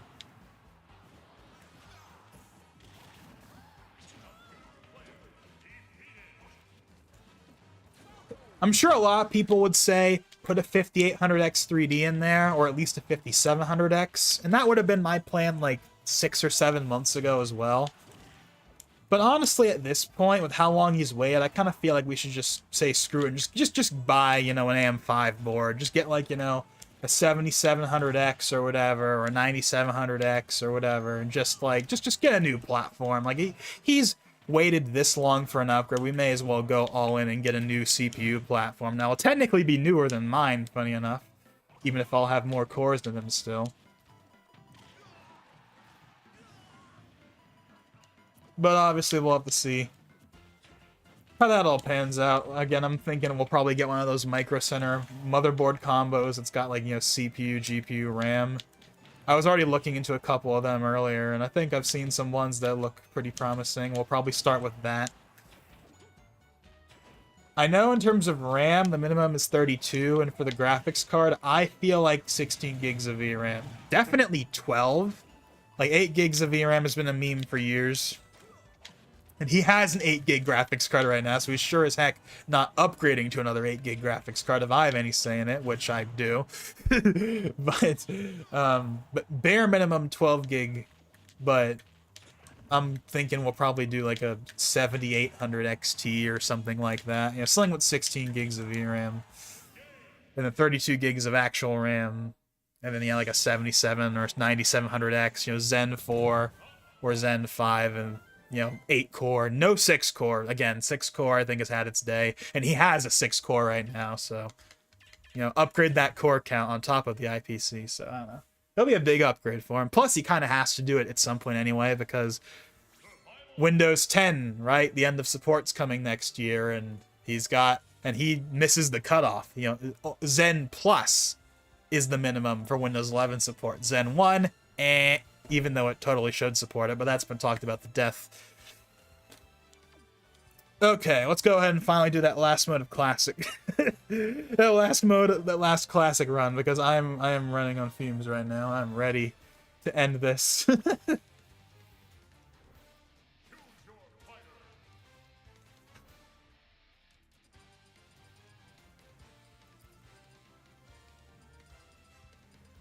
If we lose, we lose. I'm not gonna do it forever. Again, this stream has gone on for like 3 hours. I think we've done enough. But, I guess we'll do Ike. I don't know. I just feel like that might be... I could see that backfiring on me, but...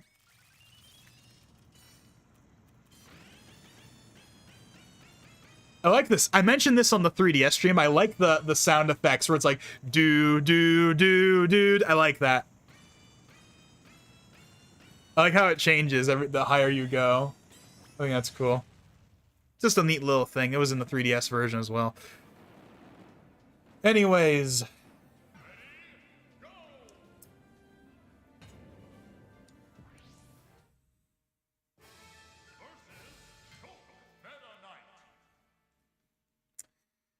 But yeah, the Series S's are going for like 200. I'm seeing. Like with the controller. I know that there have been ones for like 150 in like the UK and stuff. So yeah, I don't know. Again, I mentioned this earlier, but like, I don't know. For some weird reason, I kind of want to go from the Series X to the S. It's crazy. I know. Most people would think that's insane. But for some reason, I want to do it.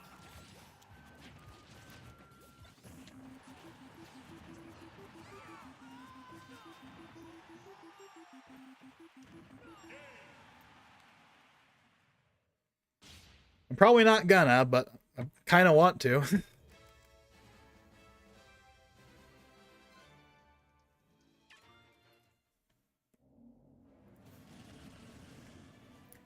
Let's see, yeah, no, not bids. I want to see like buy now. Let's see, buy now. So yeah, what's the lowest buy now price out there for like for a console that works, not a read description where the HDMI is shot or whatever, like an actual working console with a controller, ideally.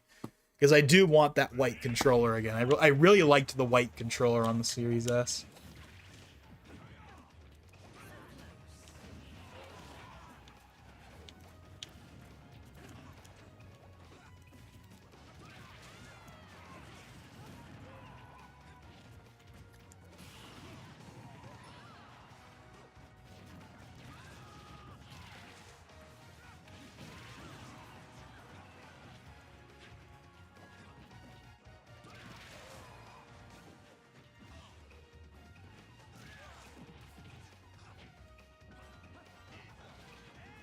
Ah, I got so close.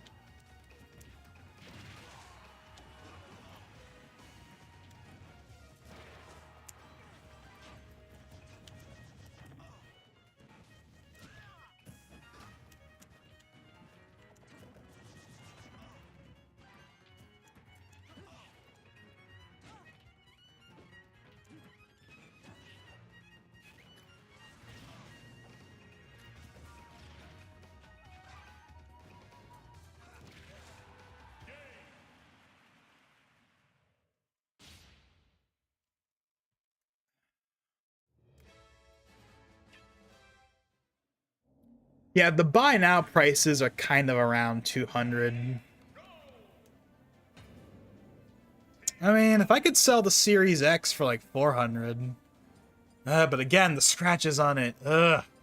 And I said this earlier, I won't go over it again too much, but like the scratches I got on it from a trip where the bag scratched against it, it totally screwed up like a couple of the sides, and it totally tanked the resale value. It drives me crazy. I mean, it looks annoying for starters, but then the resale value as well. It's like unironically like a half and half thing for me. It's like half of me is mad because it's scratched, and half of me is mad that it's scratched because of the resale value. But I talked about that already.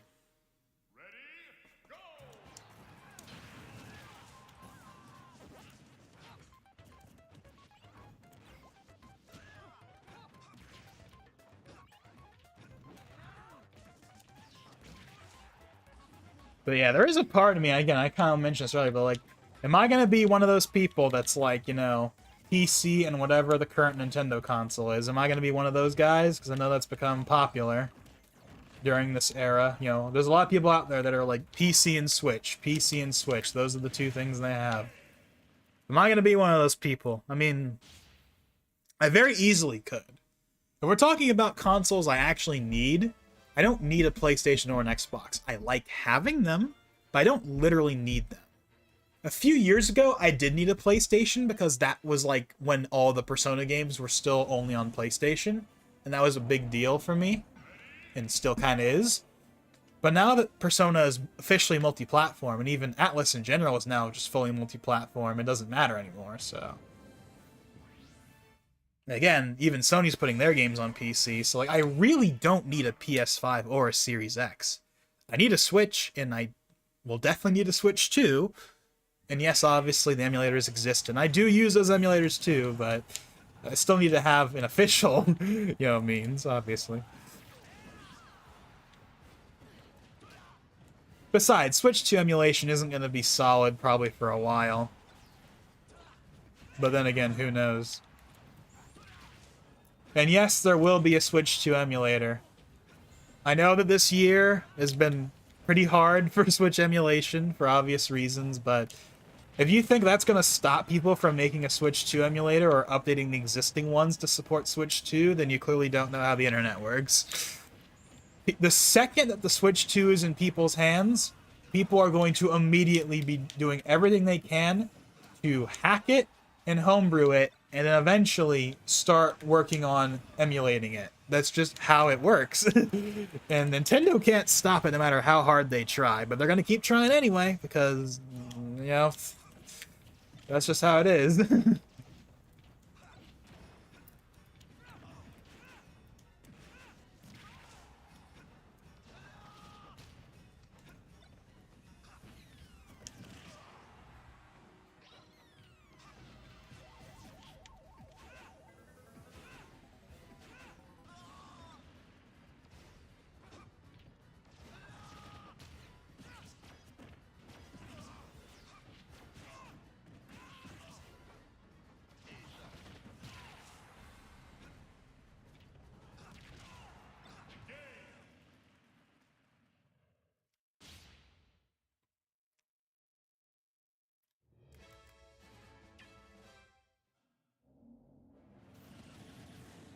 Yeah, I think the biggest problem though with moving back to the Series S for me would actually not be it would be the storage.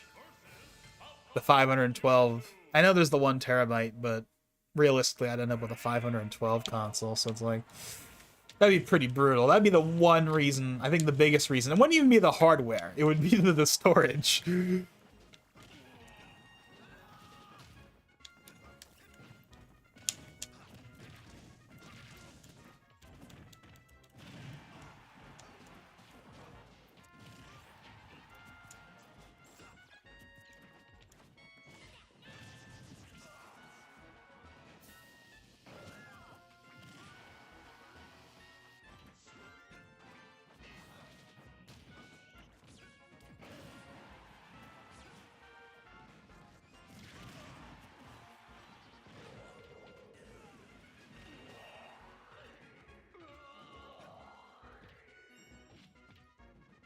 Trying to grab it without getting sucked in.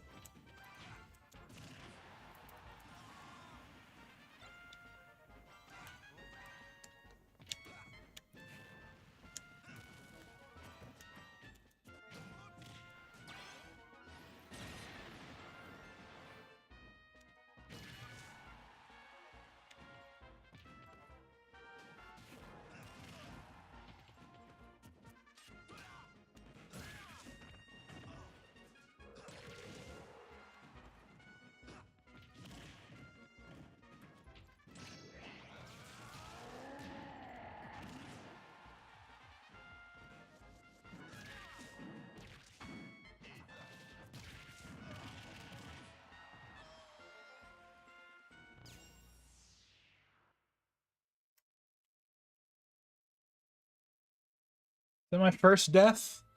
Okay, it is. As long as I don't dip below 8.0, that's the cutoff, is 8.0. I think. It's 8.0. Maybe 8.5. I don't know. It's been a while. I'd have to look it up. And I don't feel like looking it up at this point.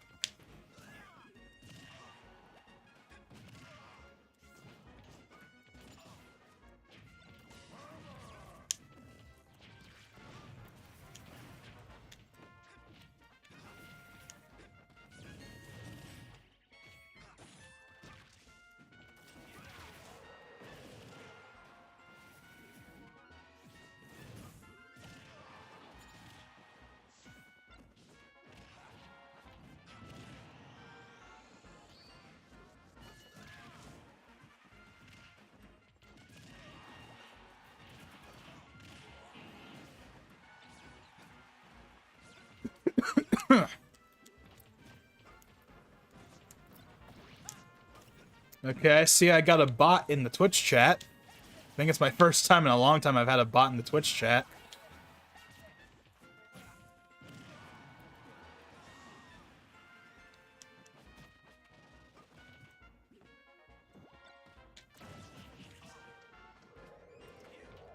You know, actually, here's one thing I haven't talked about yet, that I can talk about a little bit. So I mentioned when I was talking about how my brother's going to probably be getting some computer upgrades in the future, near future, that one of the reasons he's going to need to do that at some point anyway is because of the Windows 10 end of life, right? Well, we got confirmation on what exactly the consumer-facing ESU service is going to be. If you don't know what the ESU service is, it's a service that Microsoft has offered for like companies and businesses for actually quite a long time. It actually dates back to like they've actually done it even as far back as NT 4.0 apparently, but it was most popularly recently used during Windows 7. So Windows 7 went end of life for consumers in January of 2020, but Microsoft offered paid ESU updates where each year the updates got more expensive, but only for businesses. You couldn't buy them as a consumer. You got it for 3 years up until January 2023, which coincidentally is also when Windows 8.1 went end of life. And Windows 8.1 did not get any ESU updates, which isn't really surprising because it's Windows 8.1. I actually think Windows 8.1, once you install a start menu, is actually a pretty solid OS, but that's a whole other conversation for another time. A story for another time. He really should trademark that. Don't, but like, that's basically his quote at this point. A story for another time.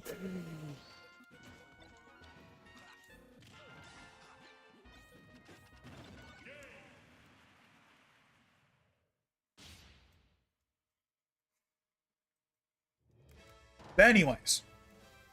So Microsoft had announced, I think last year is when they did it. And last year they announced that there's going to be an ESU service for Windows 10. And Windows 10, at least for most people, goes end of life October 2025. Which is about 10 years and change from the original release. So Windows 10, and yes, Windows 10 really has been out this long. Windows 10 first released in July of 2015. Yes, it really is that old. I know there are people out there that still think of Windows 10 as being relatively new, but it's actually not. It's almost 10 years old. And it's going to be end of life for most people in October 2025. But there's going to be ESU updates until October of 2028 for businesses, but for the consumers, there's going to be ESU updates for the first time ever. There's never been consumer-facing ESU updates, which is great, but it's only going to be for that first year, so you can get an extra year of security updates for, you know, your standard, you know, Windows 10 Home, Windows 10 Pro, not Enterprise or LTSC, just like the regular versions that you and I use. But it's only going to be for that first year.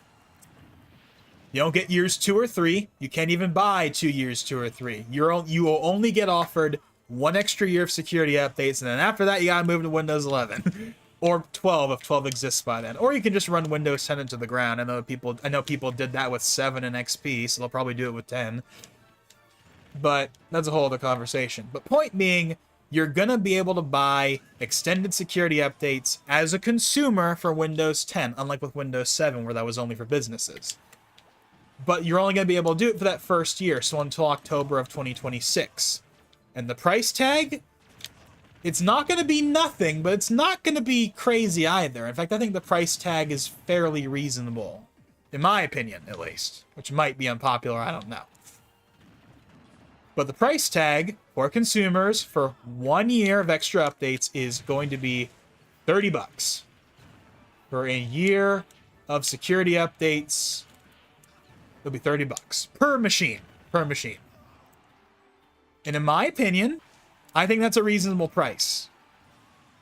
In my opinion. Considering what it costs for the businesses, I think that's a reasonable price. Because the business price is like 2 or 3 times that. For consumers, though, $30? That's a low enough price that it has me thinking, will I bother? Because I'm pretty happy with Windows 10. I've stuck with Windows 10 this entire time, because Windows 10 is simply faster and more responsive, and also is simply faster and more responsive than Windows 11 for me.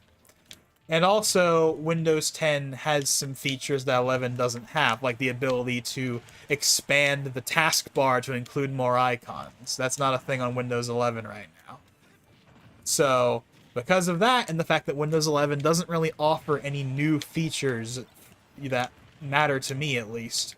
There's no DirectX 13 like there was DirectX 12 with Windows 10. There's no big, like, exclusive anything. None of the games are exclusive to Windows, 11 or anything. So, like, there's absolutely no reason for me to move to Windows 11 right now if Windows 10 does everything I need to do. Basically, I'm the people that stuck with Windows XP and 7.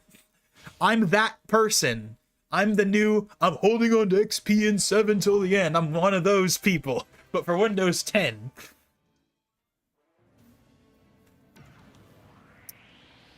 Now, to be clear, I'm not going to hold on to Windows 10 forever. I will move to Windows 11 when I have to.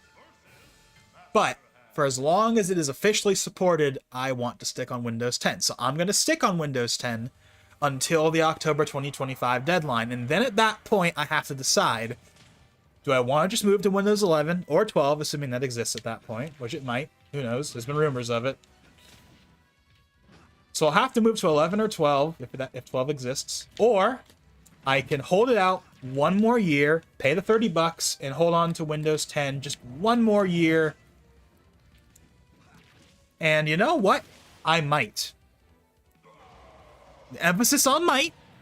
Obviously, when the day comes, when October 2025 comes, I might have a different opinion, or maybe they will have changed something at that point. But as it is right now, honestly, I'm considering it. That is how much I like Windows 10, that I'm considering buying an extra year of updates for it. Well, I just lost. The simple fact that I just died right there means it's all over. It doesn't matter. I just completely threw away my chances at winning. But yeah, I don't know. Now, the one thing that might stop me from buying those ESU updates is what's going to happen with Office. Because if what happened with Windows 7 8.1 is any indication, then that means that once support ends, they're going to stop updating Office. At least with new features, which means that it might be a Windows 7 type deal where the last version of Office you'll get is... And when I say Office, I'm talking about the 365 version, not the standalone, 2021, 2024. I'm not talking about that. I'm talking about, like, the Microsoft 365 version of Office. I think the last version that will work on Windows 10, if Windows 7 is anything to go by, will probably be version 2510, which will be October 2025, because that's how the numbering system works.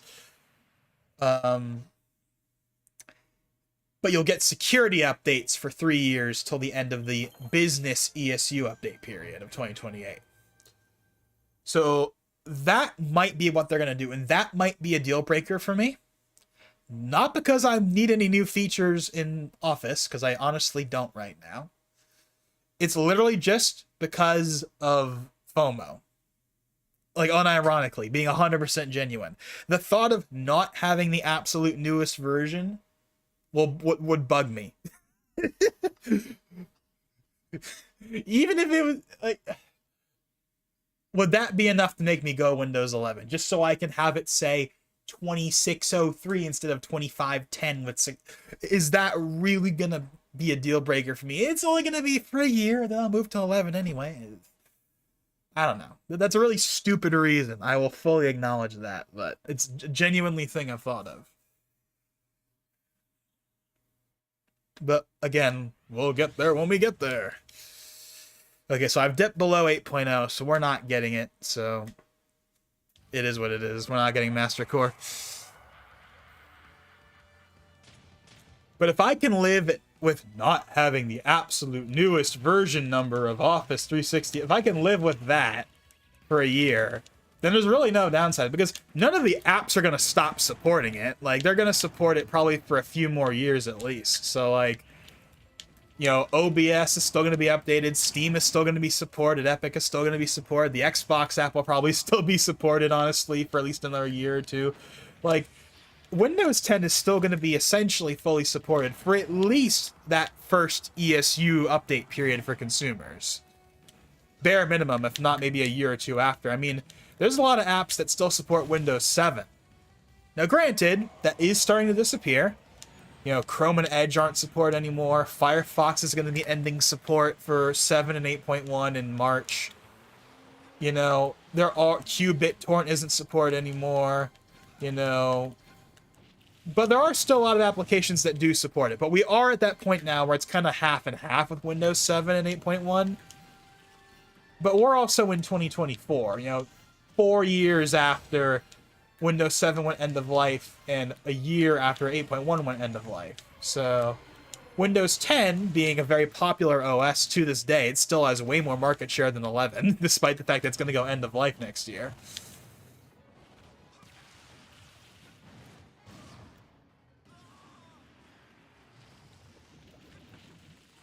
You know, stuff is going to be supported for a while.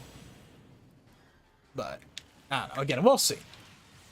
But I'm either going to buy the ESU updates, use it for an extra year, and then ditch it in October 2026 for Windows 11 or 12 or whatever.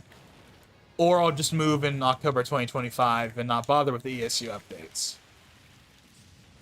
But we'll have to see when the time comes.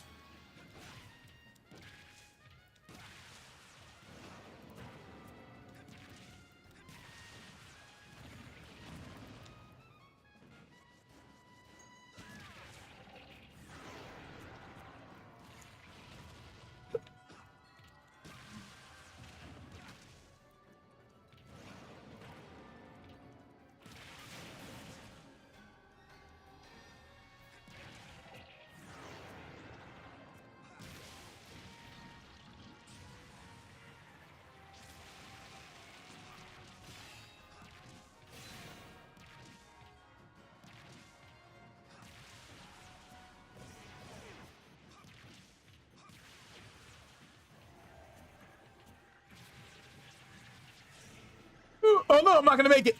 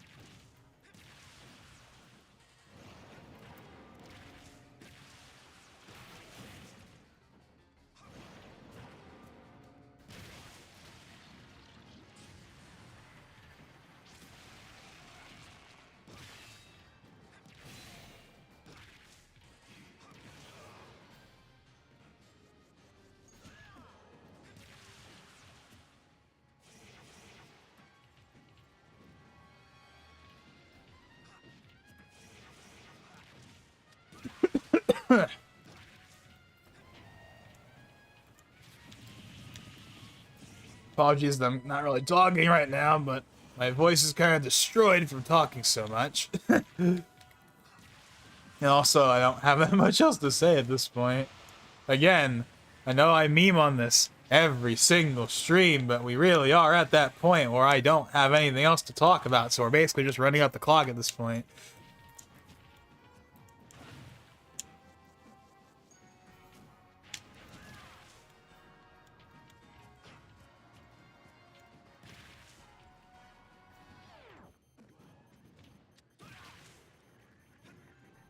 But I think we're almost done.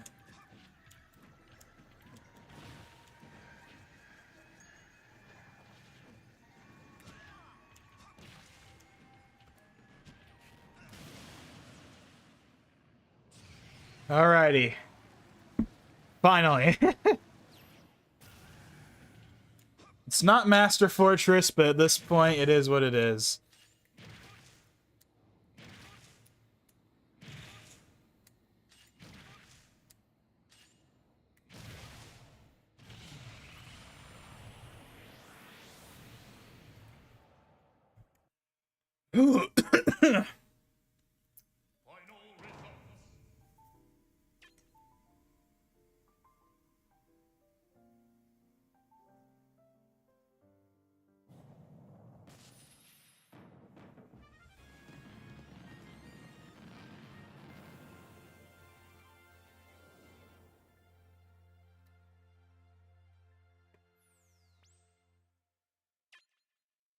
I'm just gonna skip past this part. I don't feel like doing it.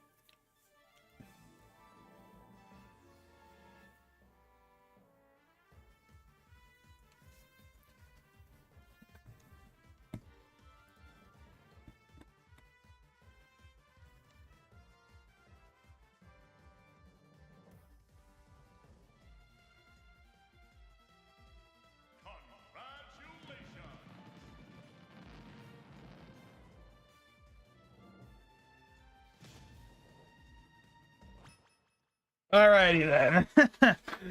3 hours and 37 minutes. That went on a bit longer than I probably intended, but alrighty, that's gonna be that. I think that is more than enough for today. We didn't get Master Fortress. That would have been nice, but we got pretty much everything else we wanted to do. You know, we did some All-Star, we did some Classic Mode, we did some Target Blast, we did some Smash Tour, we played on some of the stages that aren't in the newer games. We covered most of the stuff I wanted to do. Again, it's a shame that the online is dead now, because or else we would have done some of that, but it is what it is. And obviously, at some point, I'll probably do a stream whenever Pretendo like fully gets up and running for most people anyway. Hopefully by the time Splatoon 1 has its anniversary next year, that will be a thing, but that's a whole other conversation for another time. Okay, so let's go ahead and exit out of this. And we're going to go ahead and, you know what, sure, I'll show. I was kind of debating maybe I won't bother at this point, but you know what? For any of you guys that are still sticking around, I may as well give you guys a little treat for sticking around through the whole stream. So, I said earlier on that I do have some updated news for the discussion videos. So I'm going to show you what that update is. So we're going to go ahead. I'm going to turn off the Wii U. There we go. We're going to go ahead. We're going to switch back over to the PC.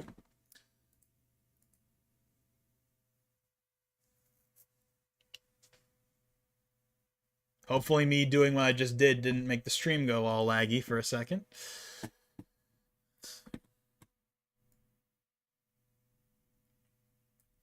Okay, let's go ahead and put this off to the side. Let's go ahead and, hold on. Oops.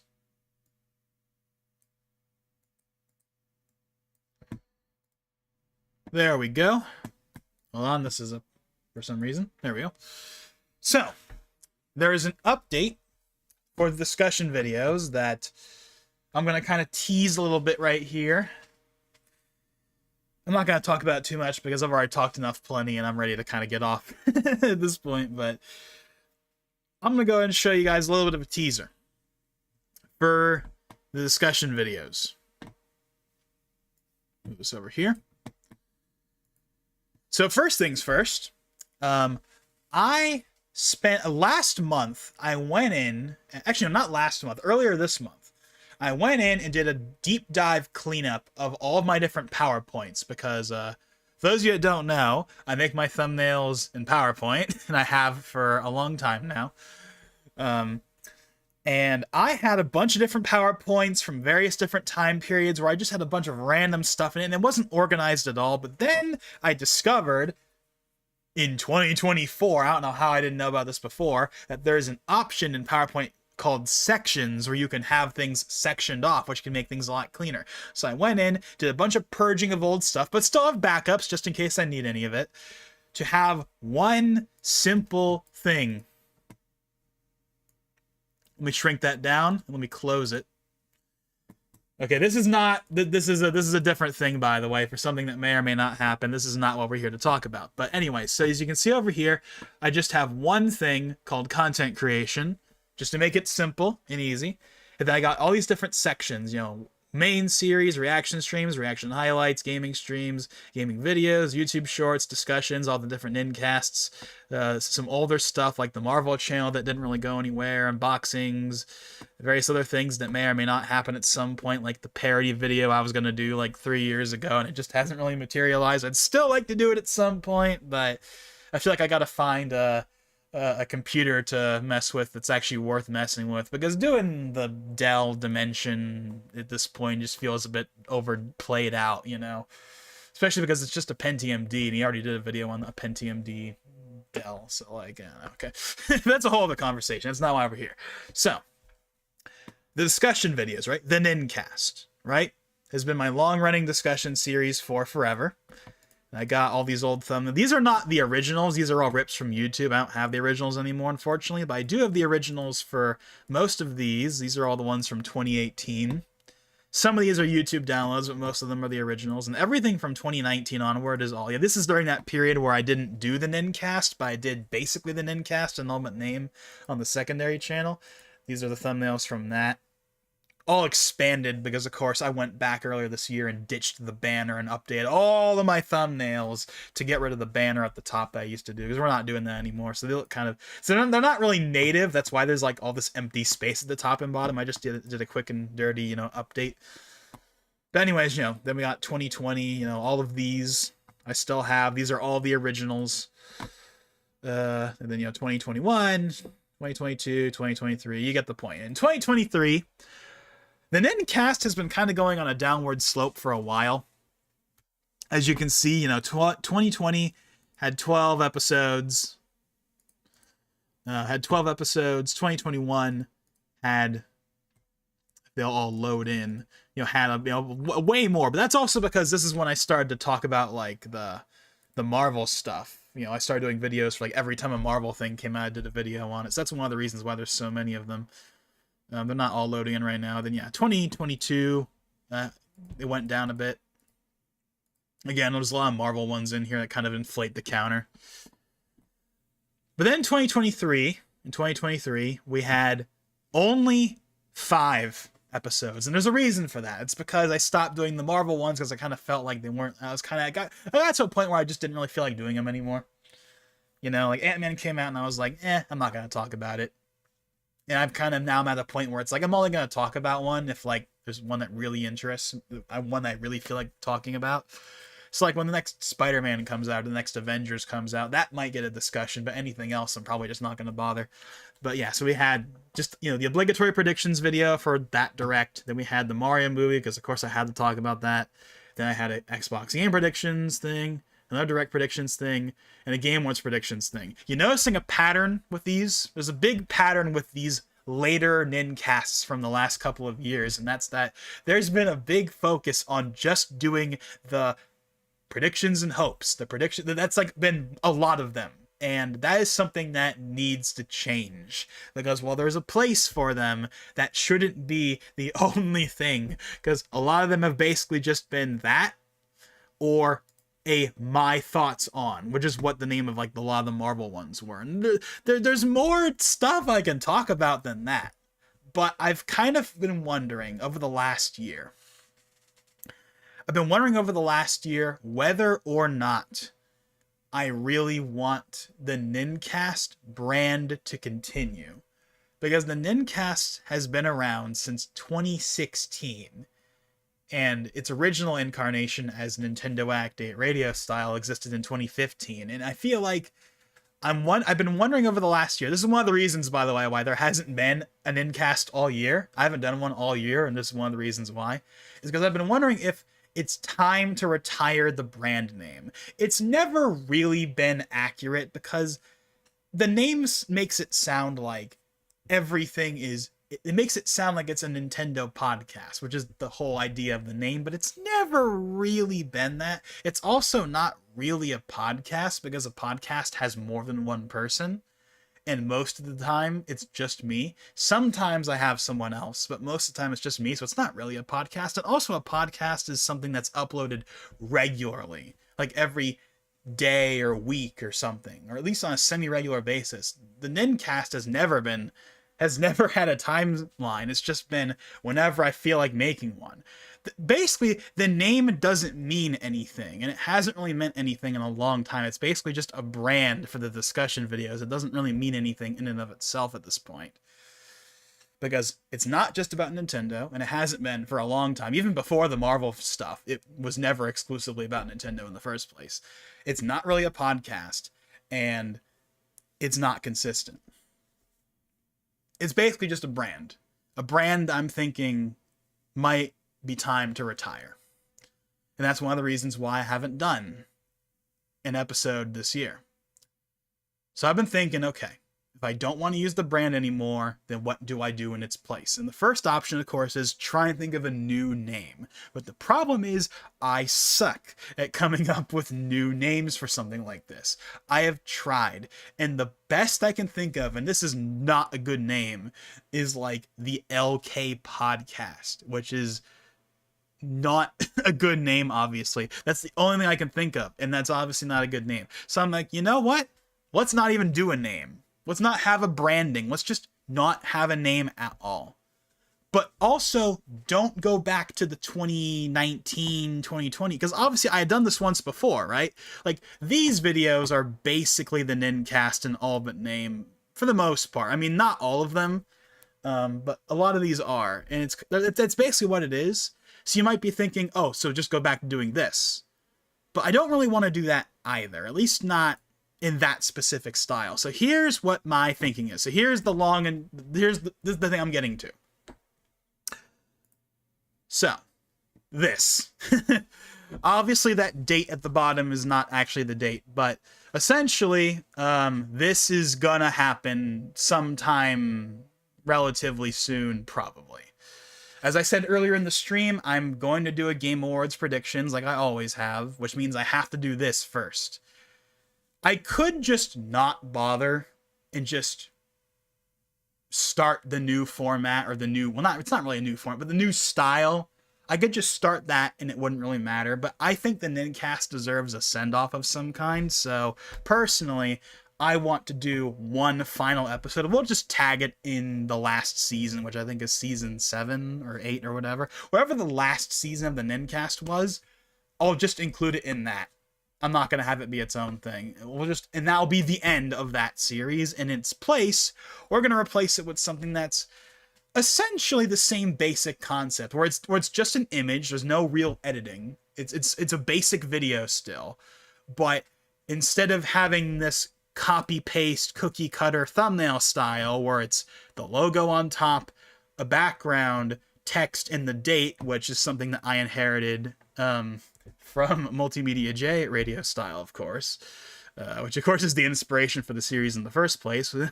Instead of doing that, we're just going to have regular thumbnails. So here's one. Where in the world is the Switch 2? Was the Series S a mistake? A late response to the PS5 Pro, predictions and hopes of the Game Awards. I also have the state. This one's not finished yet. I still haven't finished this one yet. But yeah, the State of Physical Media. This is one I've wanted to do for a while. and then maybe a state of the channels or something. I don't know. Obviously, these ones are not finished at all, but like these like first ones are more or less what the thumbnails would probably be. And you'll notice that they are basically regular thumbnails. They're not just text and like there's like, look, there's an image.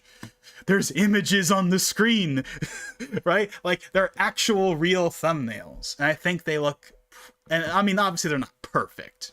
I'm not going to claim like my thumbnails are perfect. They aren't, but I think some of these, like I think this one looks really solid actually. This one, the Series S one, I think this one looks pretty solid. This one's also pretty solid too. This one this one could be better. Particularly this PS5 Pro.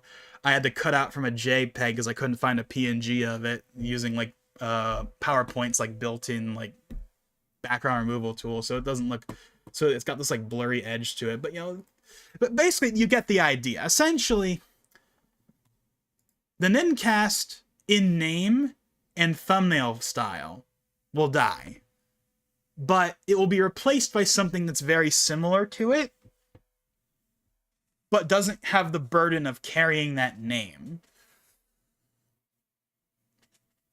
So yeah, so this is basically, yeah, so these are some of the ideas, and I will emphasize that these are ideas. These are videos, or rather discussions, as you can see right here, that I want to do. Will they actually happen? We'll see. But these are all discussion videos I would like to do at some point. Obviously, some of these are more time responsive than others. Like, I could do this one pretty much whenever I want. That's not really time sensitive. This one is not time sensitive for now. It will be eventually. This one is kind of a, if I'm going to do it, I got to do it now or else it's not worth making. And then obviously this one has to be done before the Game Awards. But the point is, you know, tell me what looks better. In terms of a Game Awards thumbnail, does this look better or does that look better? In my opinion, this one looks better. Not that there's anything wrong with this, but I don't know, I feel like this is a more appealing thumbnail. You know, having an actual logo and having more like distinctive, bolder text. I don't know. Now you might be wondering, why this? Why is this bit here? Why not just make it an actually regular thumbnail? Like, here's all of the main channel videos, right? Like, why not just make a regular thumbnail, you know, like this or whatever? You know, why not just make one of these? Why not just make one of those and just have that be the thumbnail and treat it like any other video? Well, because I still want to make it clear that this is a discussion video that doesn't have any real editing or anything like that. It's just going to be audio. In fact, I'm not even going to have music. I've been using like the same 2 or 3 tracks for the background music for the last like who knows how long for the Nincast. We're going to ditch that. Starting with this new discussion video, whatever, we're going to ditch the trophy. We're not going to use the trophy music anymore. It's just going to be audio, and that is it. We're not going to, just audio, that is it. But the reason why I want to have this here is because I want to clearly distinguish that this video is audio only. That's the whole point. This is an audio only video. That's why I have the little mic thing there. I think it looks good, in my opinion. Again, I'm not saying it's amazing, but I think it works. And it doesn't intrude on the thumbnail too much, in the sense that I don't feel like I'm being limited by having this here. I don't feel like I'm giving up, you know, precious real estate when it comes to like being able to place stuff. I feel like that this works. Maybe that my mind will change on that. But this is kind of the thumbnail style I'm thinking of going for future discussion videos. They're basically going to be regular thumbnails, but with a little banner at the top to distinguish that it's an audio-only video and not a regular video. But it'll be the same basic thing, you know. It's going to, you know, be audio-only with a still image, just like it's always been. Because that's the whole point. The whole point of the discussion videos is that they're easy to make. You don't have to worry about editing. You can just record audio, slap an image on the background, and you're done. That's the whole point. If I wanted to make a real video, I'd make a real video. But if I just want to talk about something for 20 or 30 minutes or whatever, then that's what this is for. That's the whole point. So basically, yeah, that's why I wanted to show you. Just a little sneak peek at some of the new kind of thumbnail style. We're going to ditch the Nincast. We're going to ditch this format with the date and the text, and we're going to ditch that in favor of just having regular thumbnails that can be whatever they want to be. And we can put images and whatever we want in it. But you'll have a banner at the top to still distinguish that it is, in fact, a discussion video. I think that is a good idea. Whoops. Put that over here. I think that's a good idea, personally. Obviously, you may disagree. But that's what I'm thinking right now. Obviously, this is subject to change. But I feel pretty happy. Because this is not... I didn't make this yesterday. I've had this for like a few weeks, and I haven't really faltered with it yet. So, yeah. So the plan is we're going to do one finale video of the Nincast, and it'll be the Nincast with, you know, the standard format. And we'll probably even include the obligatory trophy music. I don't know. Maybe we will, maybe we won't. But we'll do that. We'll do that. We'll send off the Nincast into the sunset. And then I think what I'm going to do is I'm going to have both of them go up at roughly this, at like not too far apart. So I think what I'm going to do is we're going to put up this, and then like, you know, a day later or 12 hours later or 6, you know, then like not too long after this goes up, we'll put up, you know, the first episode of the new whatever. Again, who knows what it'll end up being. Maybe it'll be this one, it'll be this one, it'll be this one. But I don't want this to be in the #1 parking spot for the discussion videos for long. I want it to be up, and then I want it to be immediately replaced by the first of these as soon as possible. So what I'm probably going to do is I'm going to record them like back to back, basically, so they're both just ready, and it's just a matter of when I want them to go public. So, yeah, so obviously I've been meaning to do a Switch 2 video for forever at this point. I'm like one of the few channels that has yet to do a Switch 2 video. I need to do one, I know I do, but at this point doing a regular real video is not really worth it.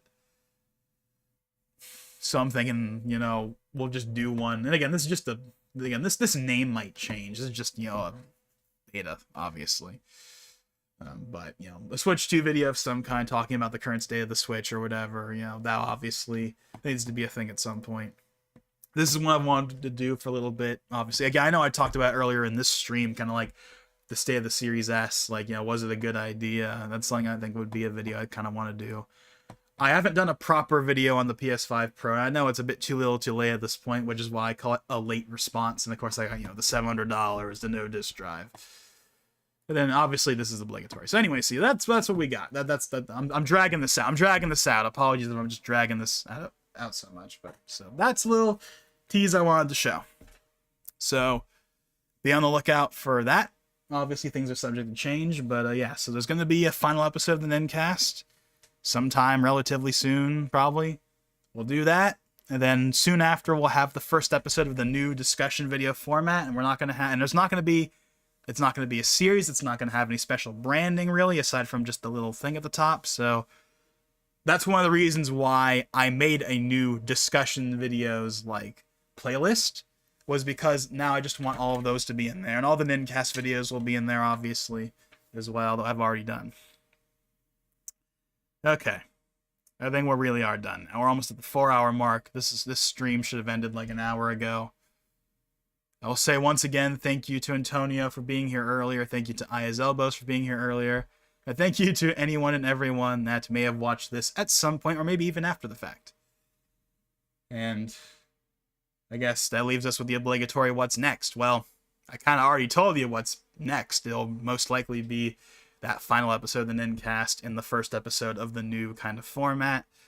But aside from that, I don't really have anything else planned for the immediate future.